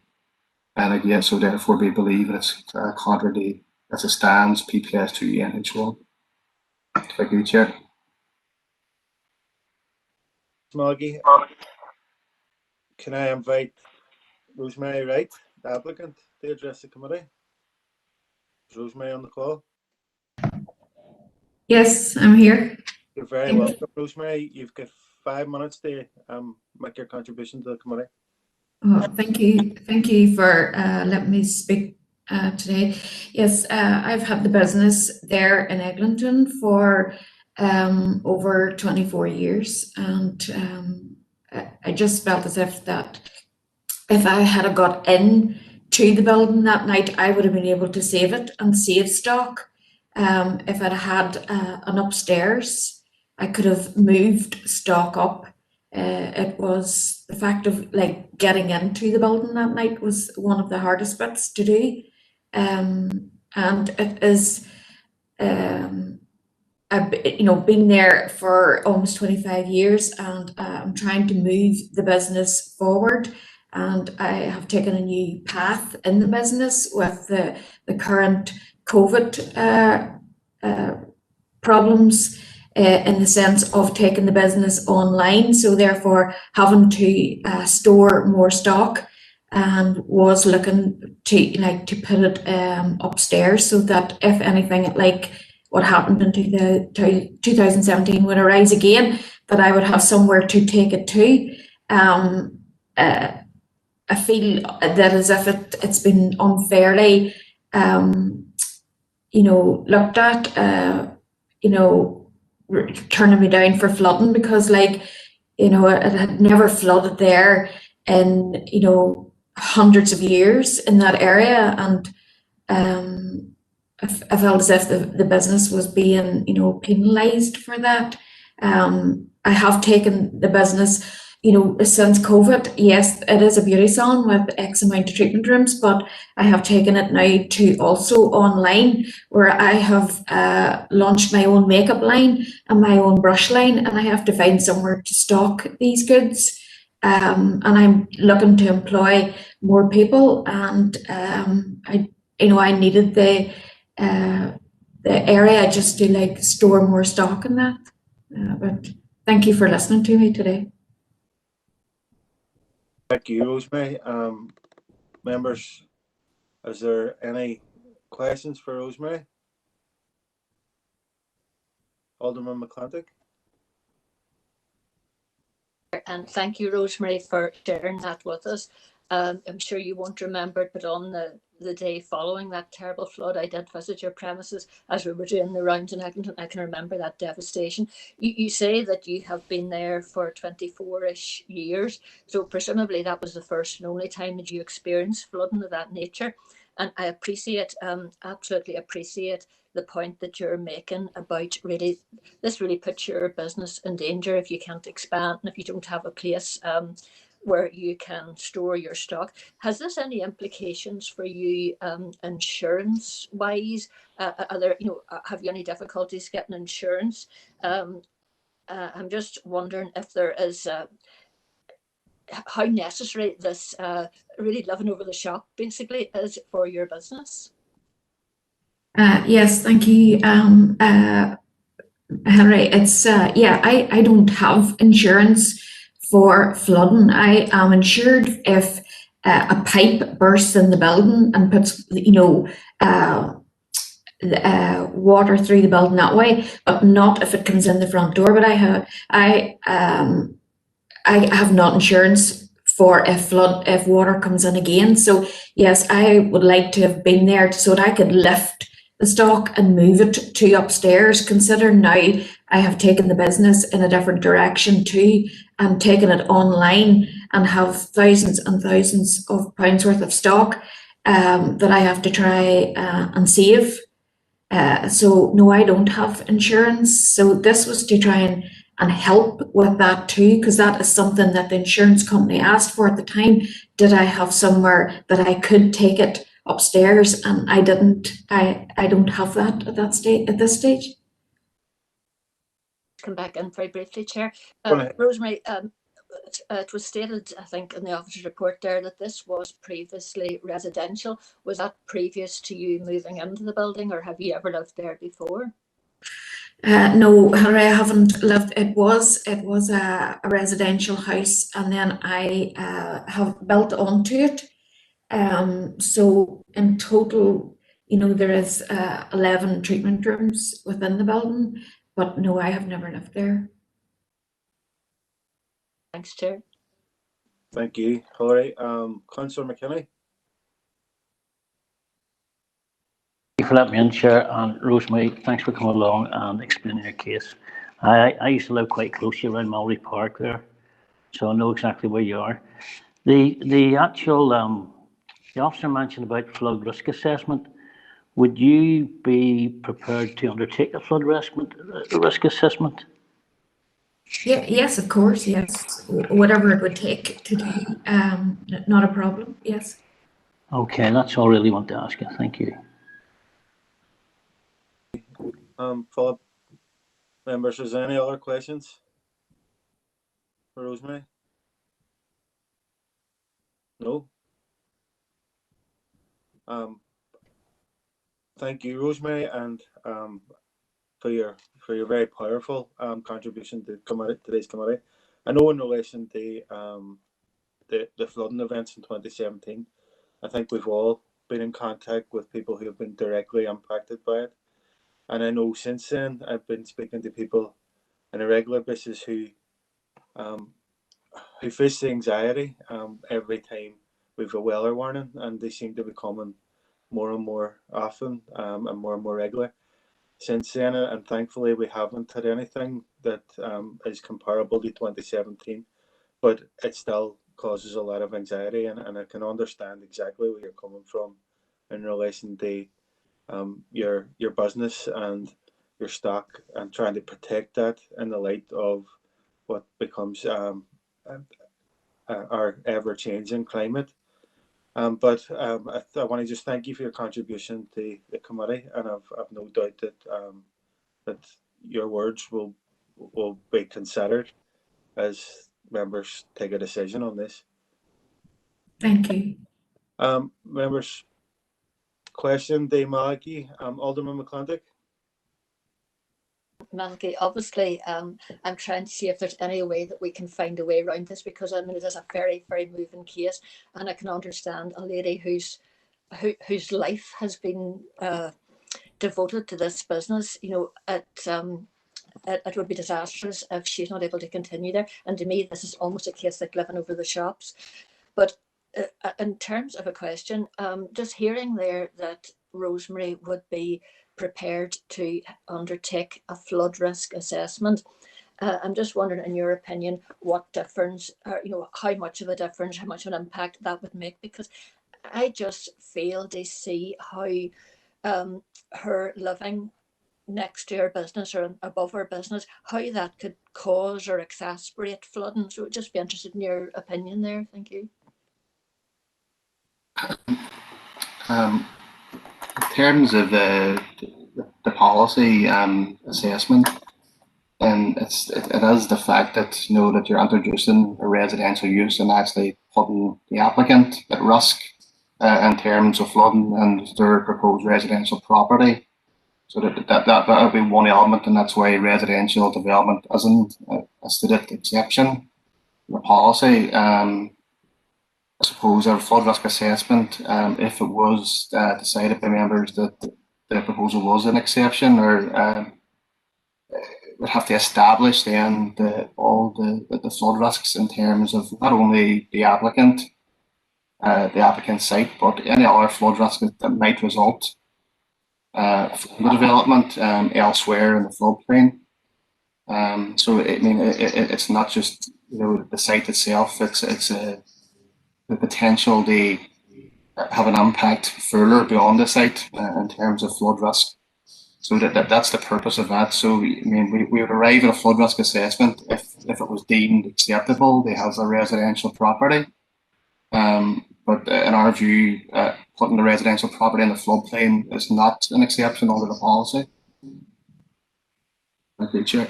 Could I just come back and again, Mel? I absolutely understand what you're saying, but suppose in a circumstance like this, what I think is exceptional about it is the fact that this lady is on the premises 6 days a week, and I think now perhaps into the evening time as well. She's certainly very aware of the risk, and it's difficult to justify in my own mind how it would be more a risk if she's actually basically sleeping there and living there as well. The fact that she's there, I don't know, 10 hours or whatever in the day anyway. So I'm just sort of, I do feel that there is an exception here, but it's just really in what the safest way to take this, to take it forward, I suppose, is what I'm looking at. And, I find it difficult to understand how, in terms of habitats, how it's going to make any significant difference. But I'll leave it there because I'm sure others will want to come in on this, Malachi. Okay, thank you, Alderman McClintock. Councillor Gallagher. Thank you, Chair. Again, just a couple of questions. So, and ask Malachi. Malachi, are you aware of any maybe proposals that possibly statutory bodies have in the pipeline for want of a better word, like going upstream to try and create some flood defences that can prevent this happening again? If there is any in the pipeline, and maybe the question is, if there's not, why not? But maybe for another day. But also, is there a potential that within the property itself, as a condition, there could be installed flood defences as a condition? I'm just conscious in terms of the wider flood defence scheme, it might be beyond the realms of this application. So I just want to keep a discussion, and I do get that there is some it could be a material consideration, but I want to try and keep the comments as relevant to this application as we can. Go ahead, Maggie. I suppose the add on that is that the application as before us is on an undefended floodplain. FLD1 does have exceptions for defended areas, but these mainly relate to coastal flooding. So the type of flooding that Eglinton suffers from is is not coastal flooding. It's flooding from the rivers, etc. Like now, so it's not the exception. Oh, sorry, the exception put forward in this case wouldn't apply, even if it was defended. So that would be our reading of the policy in that respect. Okay. Just in Councillor Gallagher's second point around conditions for flood defences on the property itself. Yeah, well, I mean, if again, this will probably go back to the flood risk assessment. If a flood risk assessment was submitted, there would be mitigation measures. There could be mitigation measures, but it's difficult for me to say as a non-engineer what those will be at this stage. But Again, that's why we couldn't recommend approval of the application in the absence of a flood risk assessment, because we don't know what the impact of the proposal is in terms of the site itself and any other areas, and we don't know what mitigation measures are needed or appropriate at this stage. And again, I suppose that it's on the issue with the habitats as well. We can't make our assessment in the absence of that. So at this stage, we take a precautionary approach on if we can't make the assessment in terms of the impact. It may be the case that flood risk assessment shows that there is no impact, but you have to take a precautionary approach as set out the policy and case law. Gallagher, you content?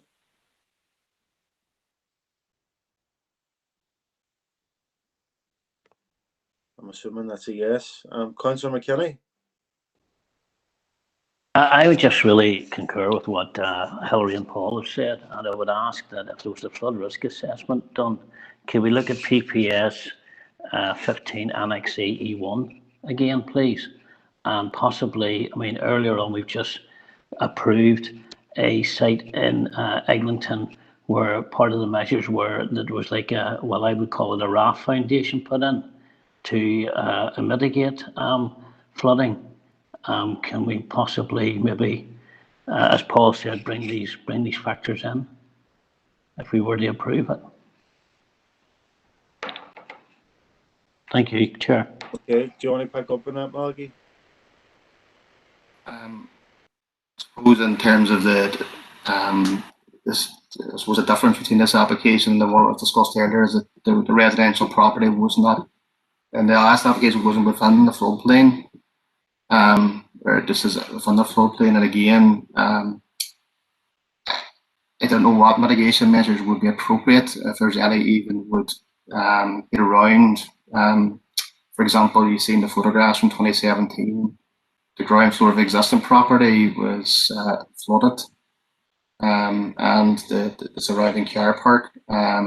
So there's nothing to my mind to say that the ground floor of this proposed residential property would not suffer similar consequences. But I can't make that full assessment in the absence of an FRA.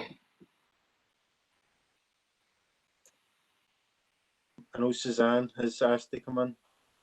Suzanne? Yeah, thanks, Chair. I just really want to clarify, just picking up on Councillor McKinney's point there. I suppose the wider issue in PPS 15 and the difficulty we have is that looking at flood risk, it's clearly about preventing flooding to the property, but it's also the displacement issue, which Malky has mentioned, and preventing further unplanned flooding, if you want to call it like that. So the flood risk assessment is a very wide ranging study of what could potentially happen here. And obviously the other difficulty is it's going to have to feed into the habitats regulations assessment. So we're stuck on this one, and that we can't look at it under PPS 15 without anything. But if we are going to look at it under PPS 15, or if members feel that's the way they want to go on this, then you have to look at is this an exception, and how do you feel this is an exception? And I know you've sort of mentioned, some of you briefly mentioned that, but it's not just about property, it's clearly about the displacement factor. And if we build on this site, where is that flood water? If it comes again, we hope it doesn't, but where else is it going to go? Thanks, Chair, just wanted to add that. Thanks, Suzanne, and hopefully that provided a bit of clarity. And I know, Maura, do you want to come in and provide further clarity? Yes, Chair, thank you. Suzanne and Malachy have covered kind of the detail around this, but I'm just mindful, members, if members are saying, and I'm just picking this up, that there's a suggestion here that they may wish for an FRA to be submitted and to allow the applicant to do that, as the applicant has indicated today. It would be much better for members to have that in front of them, and the mitigating measures and the issues that Malachy has outlined, that those were before members, before they would make the decision, not afterwards. given the sensitive nature and the precautionary approach with PPS 15, and that will be, I think members would need to be mindful of that. But that's obviously as well, given the fact that, Suzanne and Malachy have outlined the detailing and around the policy and whether that will make a significant difference to our recommendation. But I think if members are going that way, then maybe it's just something to be mindful of. Maybe Philip might want to come on if necessary. Thank you, Chair. Okay, so what we're highlighting is that there's an option here to defer for further information. Councillor Alderman McClintock, sorry, go ahead. Thanks, Chair. That's exactly what I was going to ask for, and I'm listening now to Maura. I mean, I already was thinking that way myself, but I think the obvious thing to do at the moment would be to defer, if you would allow that, because I think we obviously need a little bit more information. We want to see this succeed if at all possible. We don't want to lose a well-established business and a semi-rural location. So I certainly want to make sure that we've done absolutely everything we can to see if we can approve this eventually. Thank you, Chair. Without prejudice, of course. I agree that would be the most sensible approach. And I know that your proposal has been seconded in the chat box by Councillor Mooney. Councillor Kelly.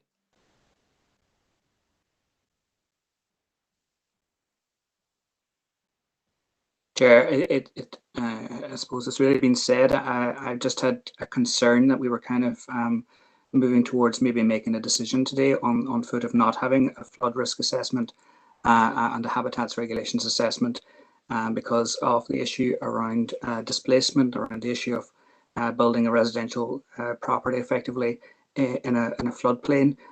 We've been here before, and I think it would be reckless of the committee to kind of try and proceed to overturn this without that evidence, as you say, without prejudice, because we don't know what that's going to return if that's the direction of travel of the committee today, to defer for that information. But I would welcome that instead of hearing a proposal that possibly would seek to overturn at this time, that we would defer for further information.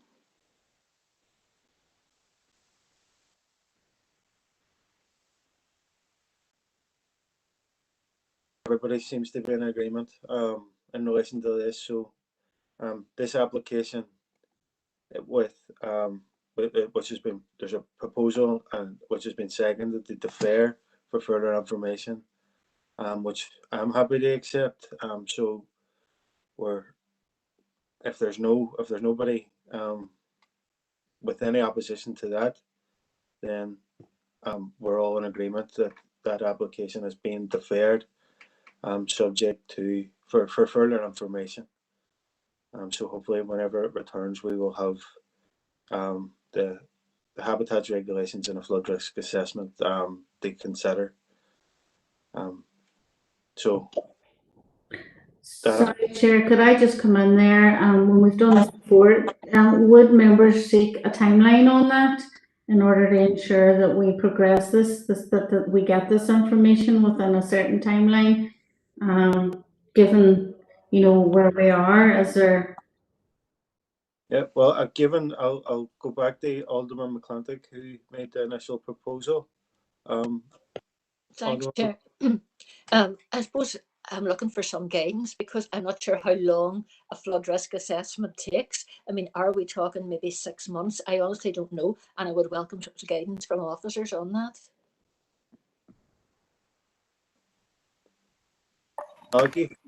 Yeah, the application's been on since 2019, so I think in July 2019, so I think in September 2019 we made the agent aware that of the issue in terms of FLD1.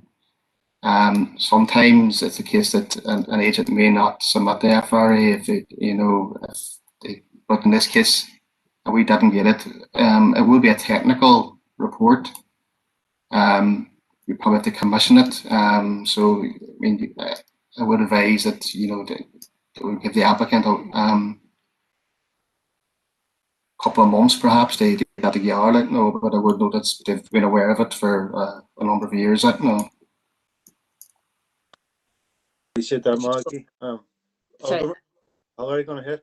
No, I see that Councillor Milne has put in there, because of COVID, we don't want to be restricting this. I mean, could I suggest this is February, that by September, that we would hope to have the flood risk assessment? I think that should probably give ample time.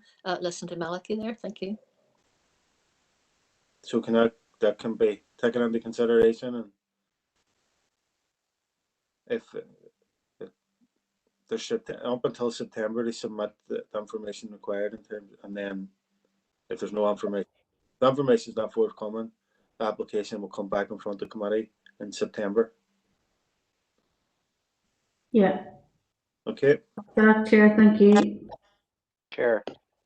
Councillor Maguire. Yeah. Could I just ask, has officers asked the applicant for a flood risk assessment before? No, the way the policy set out is that we make the assessment of whether it's an exception. Therefore, if it's not an exception, we don't formally request the FRA. But the applicant can submit it if they think it's an exception. We at the very early out stage of the application, we made them aware that we didn't think it was an exception. I think within the first month or two, and I think within PPS 15 and the annex, and within the Rivers Agency guidance, that no, that's the approach to be taken and by officers. Thank you. And Malachy. Members, so that application has been deferred until at the very least September. Could I get clarification just? Yeah, go on ahead. Yeah, just now that we've deferred for that flood risk assessment, based on what Malachy's response to Councillor Maguire was, have we then determined that it is an exception? Because I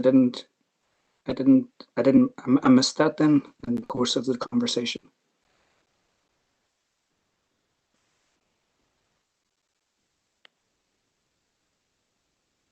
I don't, Malachy, do you want to come on? I know some members were making the case for an exceptional circumstance. I don't think we've established that it has, but It would be a matter for members to decide if they disagree with our view that it isn't an exception. And as Suzanne says, this same view, if it came back in September, we may still hold that view that it's not an exception. In all likelihood, we would still hold that view that it's not an exception.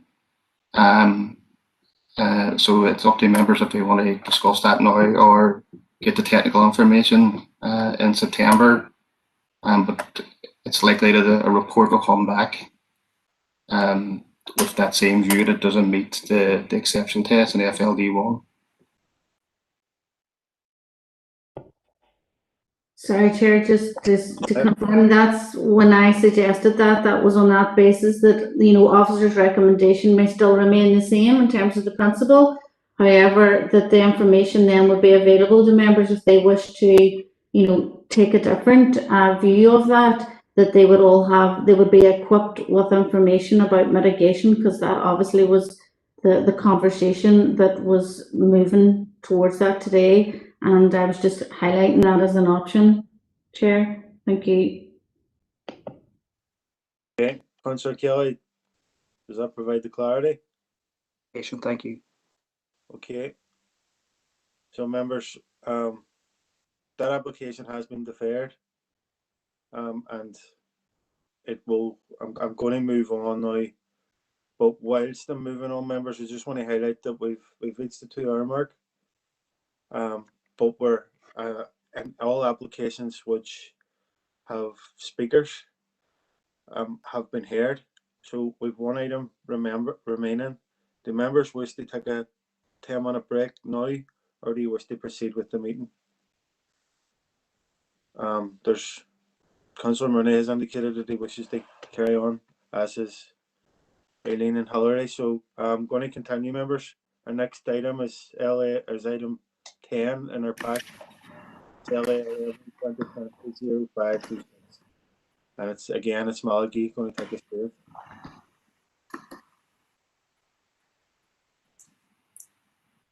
Okay, it's application LA 11-2020-0526. So this is a proposal for retention of a temporary external area to facilitate outside dining and to include partial covered area. It's at the commercial business within Edmonton known as the Stables Inn. It's at buildings 57-59 Edmonton Square, and the recommendation is to approve. The site is outlined in red, the area in blue indicates all our land and control of the applicant, which is the business known as the Stables. Perhaps you're more familiar with this overhead photograph. So the site is a courtyard area, as outlined in red. It's indicated on the cursor here. The proposed plans show the external area. Again, this is to provide external dining area associated with the existing cafe business. And I suppose it's in response to the COVID restrictions and the need for social distancing. The proposed plans, as you said, is like a roof plan of the new covered area, which looks external. It's a more like a canopy, I suppose, if anybody has visited the site. But again, these images would probably be a better indication of the proposal. So on the left-hand side there, the external dining area, and it's a timber framed canopy area just to provide shelter and that really due to our inclement dweller, I suppose. Here's the photographs of the site. So, photographs of the site here. That's the entrance into the courtyard on that second photograph on the right-hand side. This is a retention of the proposal. Again, this is a wooden frame with a perspex roof and sort of picnic tables in the courtyard to provide that external dining area. The policy context is the area plan, SPPS, PPS 3, I suppose in PPS 6 is would be the main policy consideration given the location, adjacent to listed buildings, etc. And DCAN 4 and also SPPS in terms of residential amenity, etc.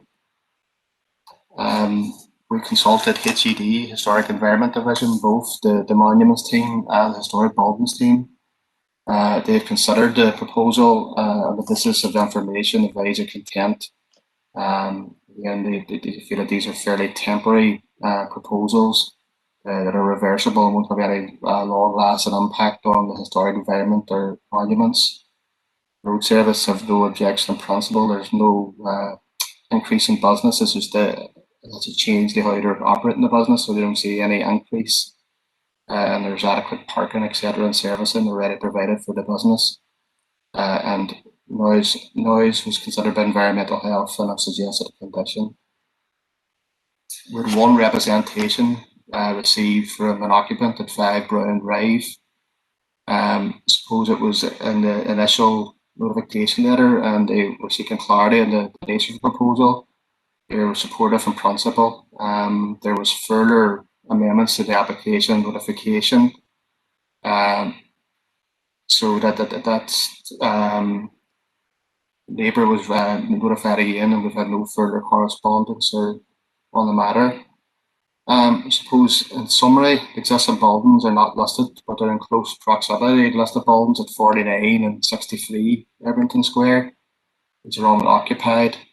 Probably be aware from all our applications on the site, a lot of the buildings are very close to the historic Starfort. It's a scheduled monument. That's why we would consult the monument section. But to say HED, monuments and buildings, believe it, there will be no impact on either the listed buildings or the scheduled monument as a result of the proposal. The use is established. It's been operating there under different business names since as far back as 2014. I suppose the proposal is not intended to increase capacity, but as a response to the pandemic and the need to suppose provide further social distancing within the property, and also provide some exterior sort of open air options for clients also. So on balance, the design was temporary in nature. It's fairly restricted in terms of public views unless you're on the area itself. So it doesn't really have a detrimental impact on the character of the area. They're sort of fairly reversible and temporary natures, and we've also recommended that this to be a temporary time condition on the planning approval. We're recommending 2 years. Again, we've also considered the impact on the residents, and an appropriate condition has been put forward by set out in the case officer report in terms of noise. Thank you, Chair. You, Maggie. Members, I know there's proposals in there's a proposal which has been seconded in the chat box, but I'm going to bring Councillor Boyle on. Here's a question. Thanks, Chair. It's not so much in relation to this particular application, but more a thought as to the reason for why this application is coming in front of the planning committee. I suppose, and I'm making an assumption here, it's because of the historic nature of the buildings and the surroundings, etc. However, it would strike me that this is a response to the COVID pandemic, and something I think that we all expect to continue and well into the summer months. And it's, there's every potential we're going to see more structures like this going up around the city and district. How is that being addressed by the planning department? Does it come to planning? If it does, would it be under delegated authority anyway? Or what's the situation with that? Because I would expect we're going to see more of this, probably not through the planning committee, but obviously there are health and safety issues in relation to putting up temporary structures as well. Just a few thoughts, Chair. Thanks. Yeah, I appreciate that it's not directly in relation to this application, but it's a wider point, and which is relevant in the current pandemic. So I don't know if I've asked Maura to come in and pick up on that in relation to how we can expect, if there's an influx of these type of applications, will they be coming to committee, or what way will they be dealt with?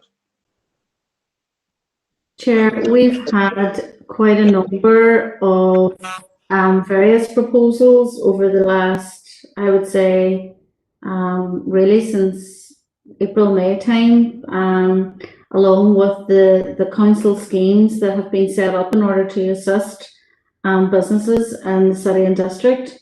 So we have been working and liaising with the various departments in order to assist these businesses. So often some of the changes are very minor and often wouldn't require permission at all. Where they've required permission, they have often been potentially permitted development or very minor applications that would be delegated. So I suppose in some respects, because this was Ebrington, and because I suppose we have historic buildings and adjoining this particular site, we brought this one into committee. But it's just to be mindful that yes, the department are working considerably behind the scenes with various proposals as they come about, to obviously let individuals and agents know whether they need permission or not, and often they don't, but it's just so that you're aware of that as a response, Chair. Thank you. Thank you, Maura. Malachy? Yeah, just to add the Maura's comments, and in particular the Ebrington itself, we have been discussing such proposals with the grants section too, and the business section of council. You're probably aware of that through our committees, and there has been a number of applications through that process. They make improvements to properties within Ebrington, and we have an officer dealing with the officers in business and giving advice on whether already planning permission or list of building sent, etc. So there may be a possibility that other fairly minor applications might come before you because they're in Edmonton. But as Maura says, the vast majority of them will be under the delegated scheme. But just to let you know, if at least 4 or 5 properties looking for solutions, the COVID restrictions within that complex. Thanks, Maggie, for that. Councillor Boyle, are you content? I'm content enough with that, and it probably all seems relatively obvious, but it's a question worth asking and having a heads up on. And I suppose one other thought in relation to it, Chair, is that the level of capacity within the planning department to be able to deal with these sorts of requests, because clearly there's a limit to how much the same number of people can deal with. And I'm perhaps anticipating a situation where people are looking for things to be decided upon, and they may well see some frustration in the time that it takes, given the challenges that businesses have already faced for the last guts of a year now. So again, is there capacity there to deal with this? Well, I'm going to put that in its head and say that in terms of the processing of this application, we have a decision in front of us. If there's any capacity issues going forward, I have no doubt that it will be brought in front of this committee. So That's dead on, Chair. That's fine. That's good.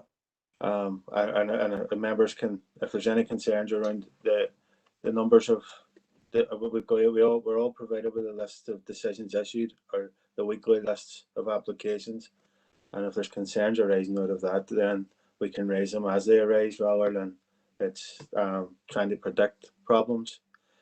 So members, if there's no questions, I'm going to bring Alderman McClintock in.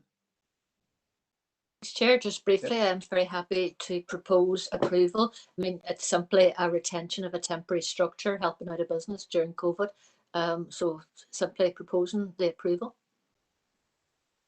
Thank you. Councillor Mooney.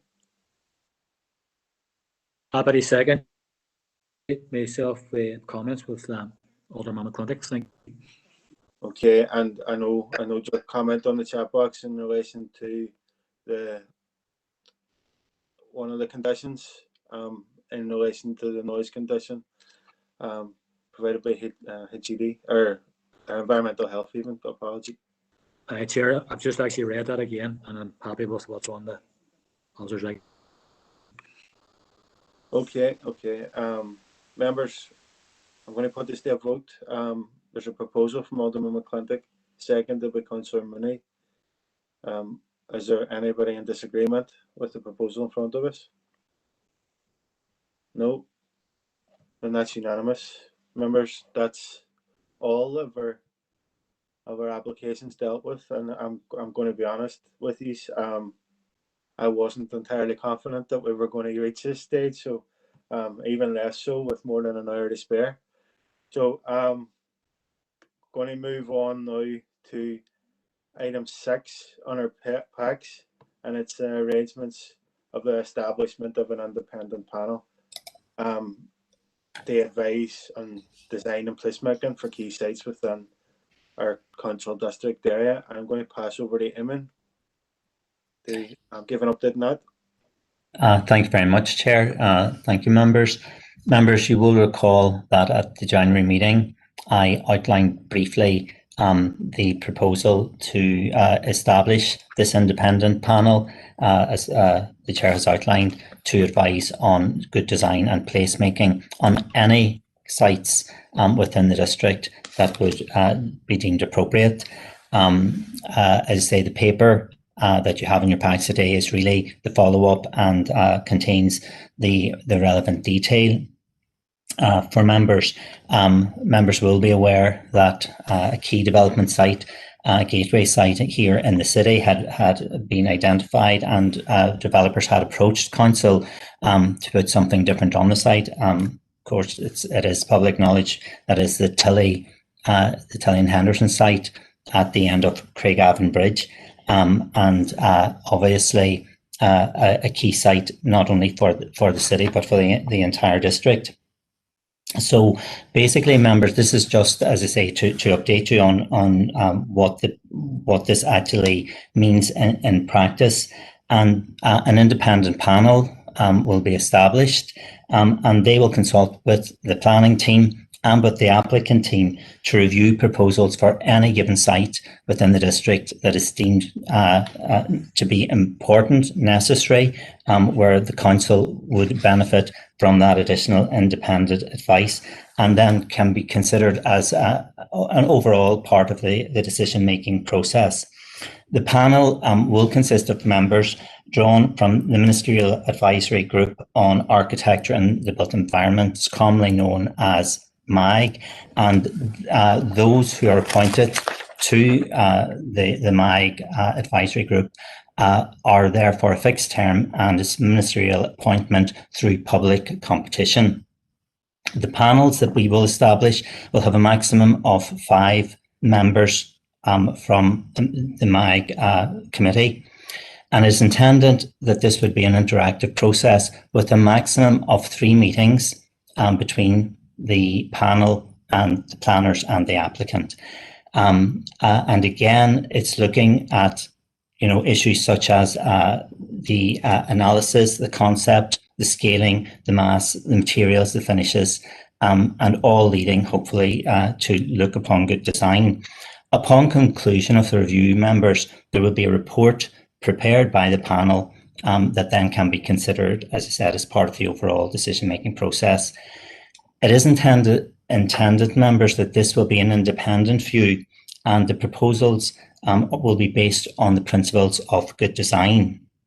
I think it's important, members, to point out that this activity runs parallel to the planning process, and it is in no way intended to create any blockages, hindrances, or to slow up the actual planning process. I think also, members, important to note that the panel is not a fixed panel. So dependent on the site that is put forward, appropriate members with appropriate expertise, experience, etc., relevant to that site will be proposed as members of the panel. And importantly, members, there are no financial, equality, legal, HR, or other implications for this. I think it's important to note that this service is being provided free of charge to the councils, and we look forward to working with the panels as the sites are identified moving forward. Members are asked to endorse this approach. Happy to take any questions. Thank you, Chair. Thank you, Eamon. Members, any questions or comments? Okay. Councillor Maguire. Chair, thank you. I have a couple of questions. First of all, is this a council initiative or is it a ministerial initiative? Has it come from obviously strategic planning or down from the ministerial level? Will council get a copy of minutes of the meetings of what went on? It also states that any site, and that could be a small rural dwelling, or is it mostly a strategic advice that's been given? And I know it's no cost to council, but whose budget is it coming out of? It has to be coming out of somewhere. So I would like to know where that is, and is it not just another layer of bureaucracy? Just planners are dealing with a lot of agencies and consultees, and this is another one to consult with, is it not? And is it really necessary? Thank you, Chair. Councillor Maguire. Eamon, do you want to pick up on those? Yeah, thank you, Chair. Thanks, Councillor. Well, firstly, members, this is a council initiative, and it comes from the review of the planning service that a panel should be considered and options for independent advice on, as I say, design and good placemaking. In terms of the cost, well, it has been set up at a ministerial level, so I'm assuming that there is a budget attached to that. But it is not being charged out to us, so I'm assuming that it is being covered by the costs to run the MAG as an advisory committee. And in terms of the minutes, the structure is that the chair of the panel and the panel will write a letter after each meeting outlining to the applicant what has been discussed and areas of advice that they are giving. So that's the structure.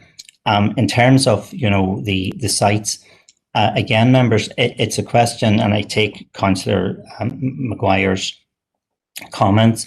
It's a question of those that are significant and that are deemed to be significant. But there could be a small significant site in any of the towns in the district, so it's not just the big gateway sites. As I outlined in the January meeting, it's also, I suppose, important as we move forward in terms of recovery and in terms of City Deal.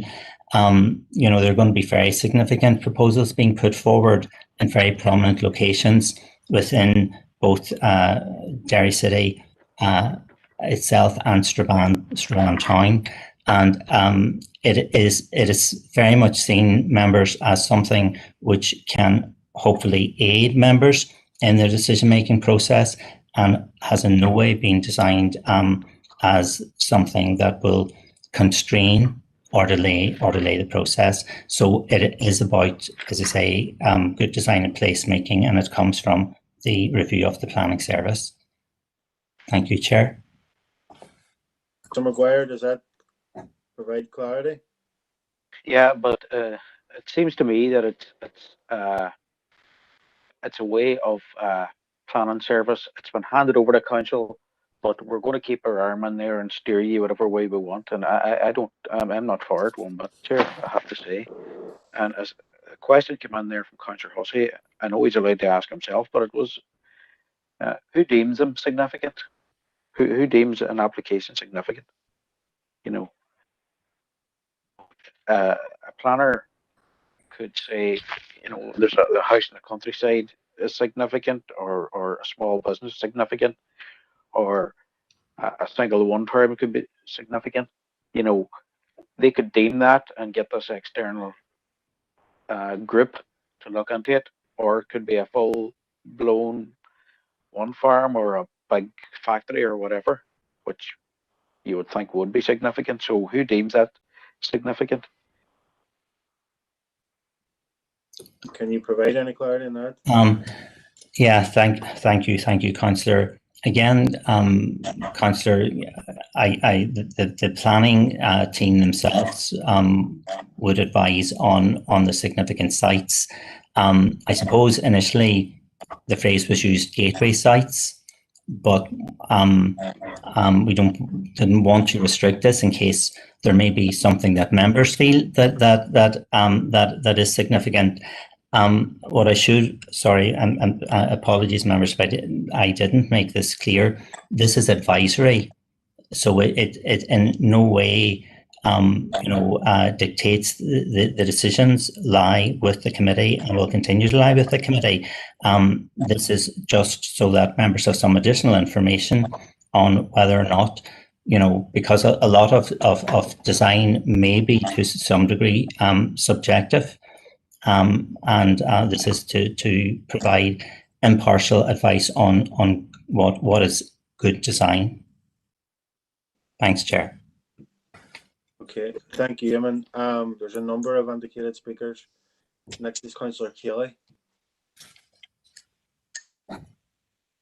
Thanks, Chair. I suppose I appreciate and indeed welcome any additional expertise that can the decision-making process. But like Councillor Maguire, I suppose I'm concerned at the creeping interference by the department in the decision-making of council.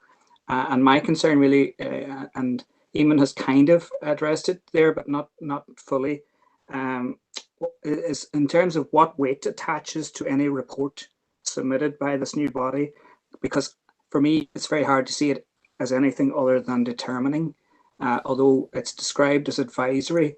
When that report is sitting there, I feel it's effectively determining.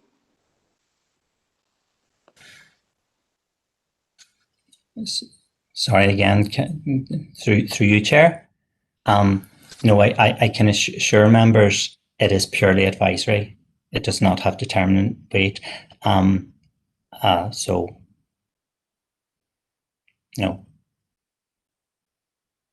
Councillor Kelly, you content with that clarification, Chair? Councillor Boyle. Thanks, Chair. Couple of questions, in no particular order, Eamon, but obviously public appointments take time. And obviously, as I did understand, this is more at a request of our council, that we're actually looking for this level of expertise to advise us. And I agree with Councillor Kelly, the more expertise you have, particularly in relation to the type of sites that we might be asked to consider over the coming years. You've referenced it yourself. Probably the most demanding, the one that's immediate demand, is the Tully and Henderson one, because we know that's live, but there will be developments across Strabane town and along the entirety of the riverfront as the university develops. So public appointments take time, so we would need some reference to timelines, or if you have those. What I really want to avoid is a situation where we've got ugly carbuncles blotting the landscape, and we know the public actually are very interested in this sort of stuff, and particularly when they see something they think that's very ugly and shouldn't be there. So can I just suggest, and it's only a suggestion, to see what others think, but in light of what Councillor Maguire is saying, perhaps we do maybe need to put a little bit more meat in the bones of this, and maybe put a workshop of members of this committee together to work out terms of reference for that advisory panel. And we already have a ready-made working group under the LDP process, so I'm only I'm putting it out there as an idea, see what everybody else thinks, so a terms of reference would initially perhaps direct us, and that way then we feel that that our input is there from the start. Do you want to pick up on any of those points? Yeah, sorry. Thank you, Chair. Thank you, Councillor. Just on the point of appointments, MAG is an established body, so the system is that we ask for a panel and they give us a panel. So there's little or no delay there. In terms of a workshop to outline, details around this, again, members, that if that's what members desire, then we can see how we can put something together on that. Thank you, Chair. Thanks. Councillor Boyle, are you content? Yeah, I think as I say, for want of a better way of putting it, if we can put together a small subcommittee of this committee and set out some degree of a terms of reference, and we can all put our heads together, I think that can be a positive thing, and then the MAG people will know what it is that we're looking for, and what and they won't be in any particular doubt. But I think it's important that they are advisory, and they are obviously going to be experts in their field. Many of them will be much more expert than most of us, if not all of us. Yeah. Sorry, Chair, can I come in there? Yeah, go on ahead. Sorry, members, as you know, the the Tilly's site is obviously, you know, very critical, and we had asked on the basis of the endorsement of the proposal at the January meeting, we had asked Mike to put together a panel to start discussing this. The applicants were very anxious to have these discussions. So there has been one meeting of that committee, or sorry, of that panel this week. I'm just introducing the applicant and the site and their concept for the site. So if members are concerned, you know, we would maybe have to stall that process in the interim until we have further discussion with members. So I appreciate some steer on that, please, members. Chair, can I just come in briefly and just say? No, you can't, Councillor Boyle. I was going to say, Chair, just in relation to that, because it was me actually. There was me suggested that TOR. I'm actually, that's the process has started with Tilly's, and I wouldn't want to delay it. Councillor Boyle. Apologies for that. I know there's a lot of people on the list, and I know in terms of the under chairperson's business in January's committee, we did give a clear undertaking, a clear direction from the committee that advice would be taken in relation to the Tilly and Henderson site. So in terms of the panel meeting and discussing that particular site, I don't think that would come as any surprise to this committee. So I don't believe that the establishment of a workshop to discuss future plans or a paper being brought to this committee to give authorization, or of this committee was to give authorization or an identification of strategic or key sites within our council area. I don't believe that would be it would hold up any discussions or advice in relation to the Tilly and Henderson site either. But I know that there's a number of other people wishing to speak, including Councillor Boyd, which I'll put him on the end of the list. But next on the list is Councillor Gallagher. Thank you, Chair, for letting us in. Like others, and particularly Kieran, I would have concerns with the process. I think it's going to be very hard to carry out this activity without prejudice. I think that this could be seen as short-changing the process, and could leave us in a position where it would actually supersede this committee, and I would have concerns about it. Do you see, and Councillor Boyle mentioned earlier on there about expertise and public appointments. There's an element of expertise versus the great and the good. There may be people like the usual suspects that come along and all the rest. So I would have concerns with the process that's been undertaken that would undermine the elected members' role and planning. Thank you, Chair.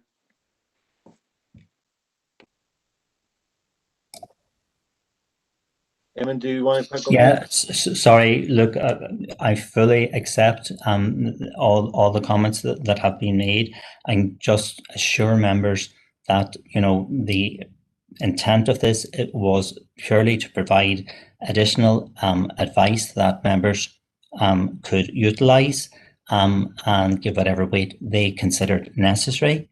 And it's certainly no intention to undermine the elected members' role in the planning process. Planning lies, decisions lie with yourselves as members of the planning committee.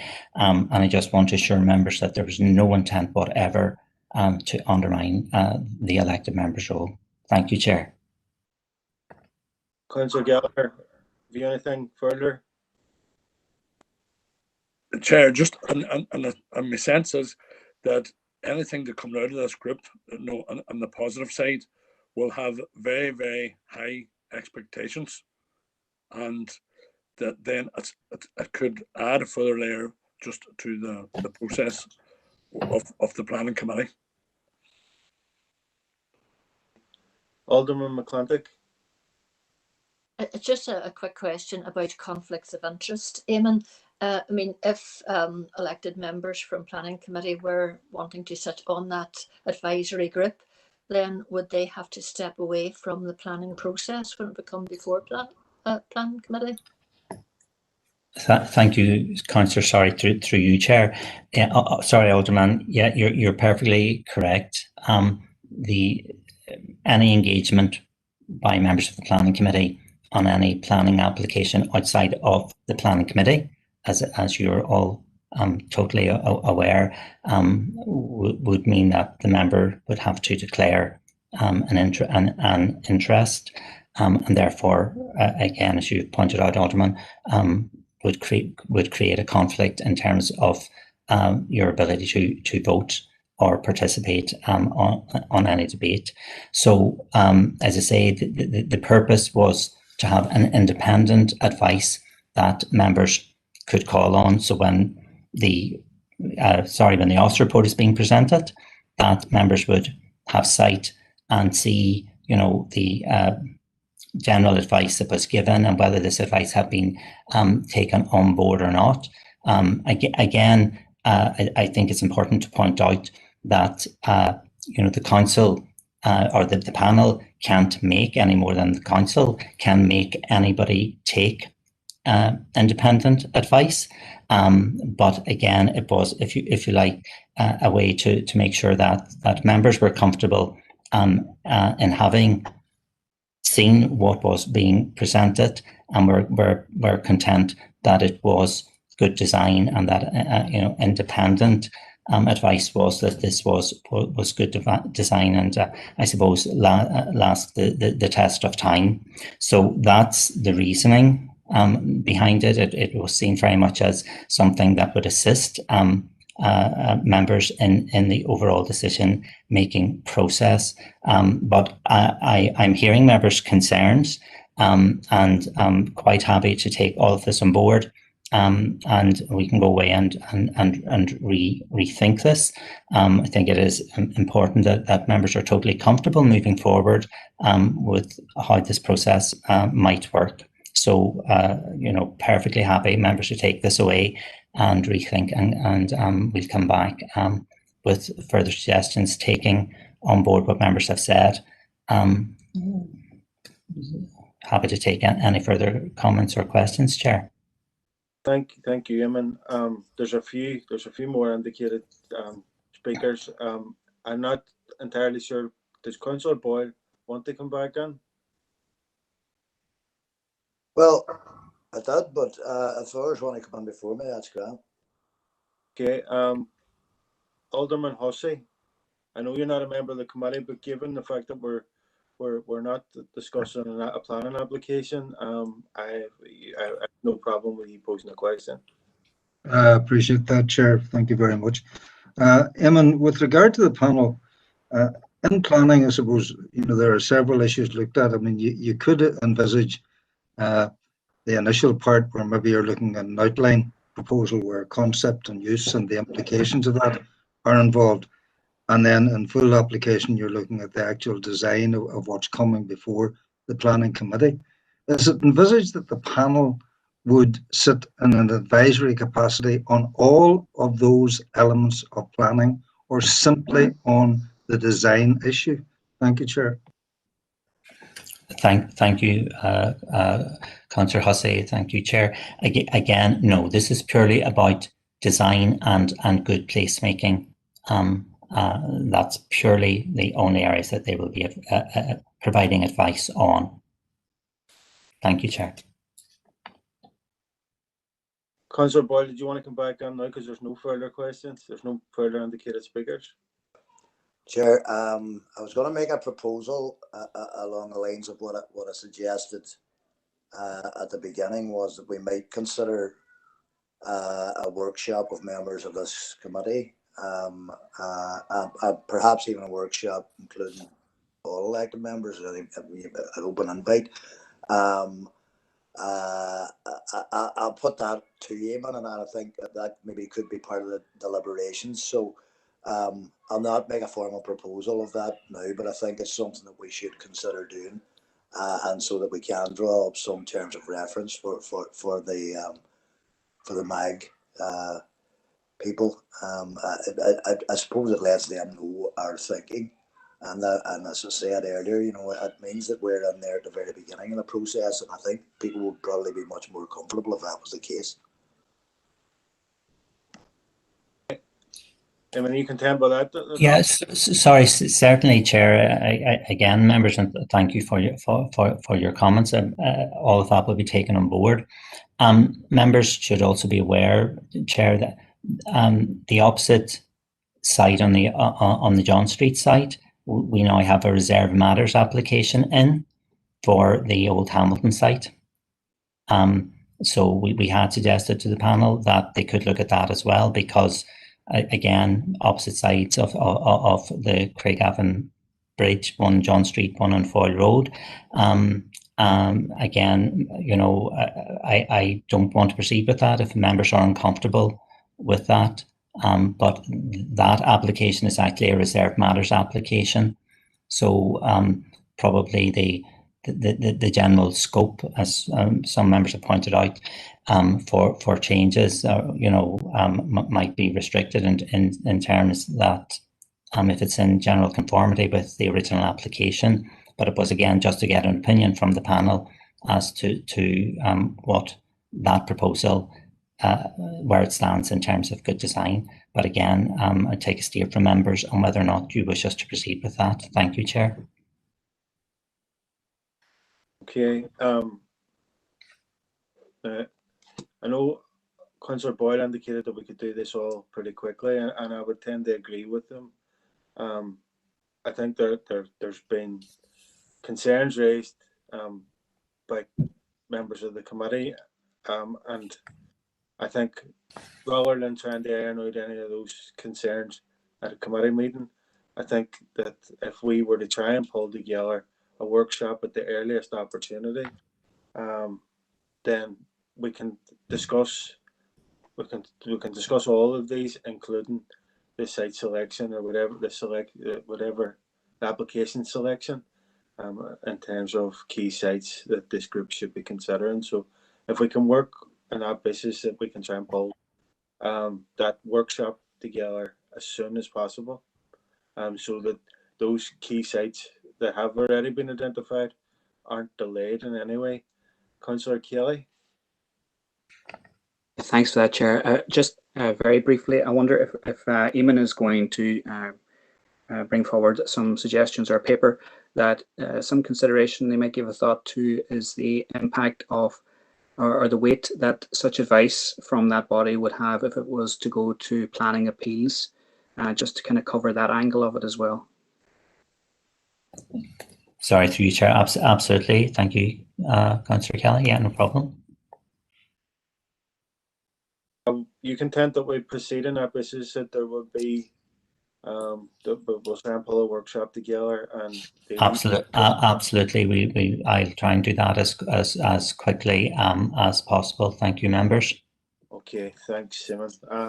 Members, item 7 and item 7 is the planning appeals update, and item 8 is a list of decisions issued.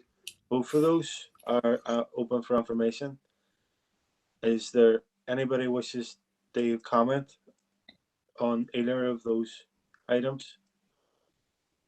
Okay.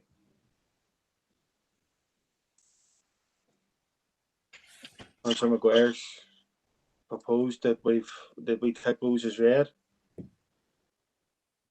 Okay, I'm going to move on, members. I'm going to need a proposal to go into confidential. Chair. I'd second it. Okay, Councillor Kelly proposed, Alderman Breslin seconded.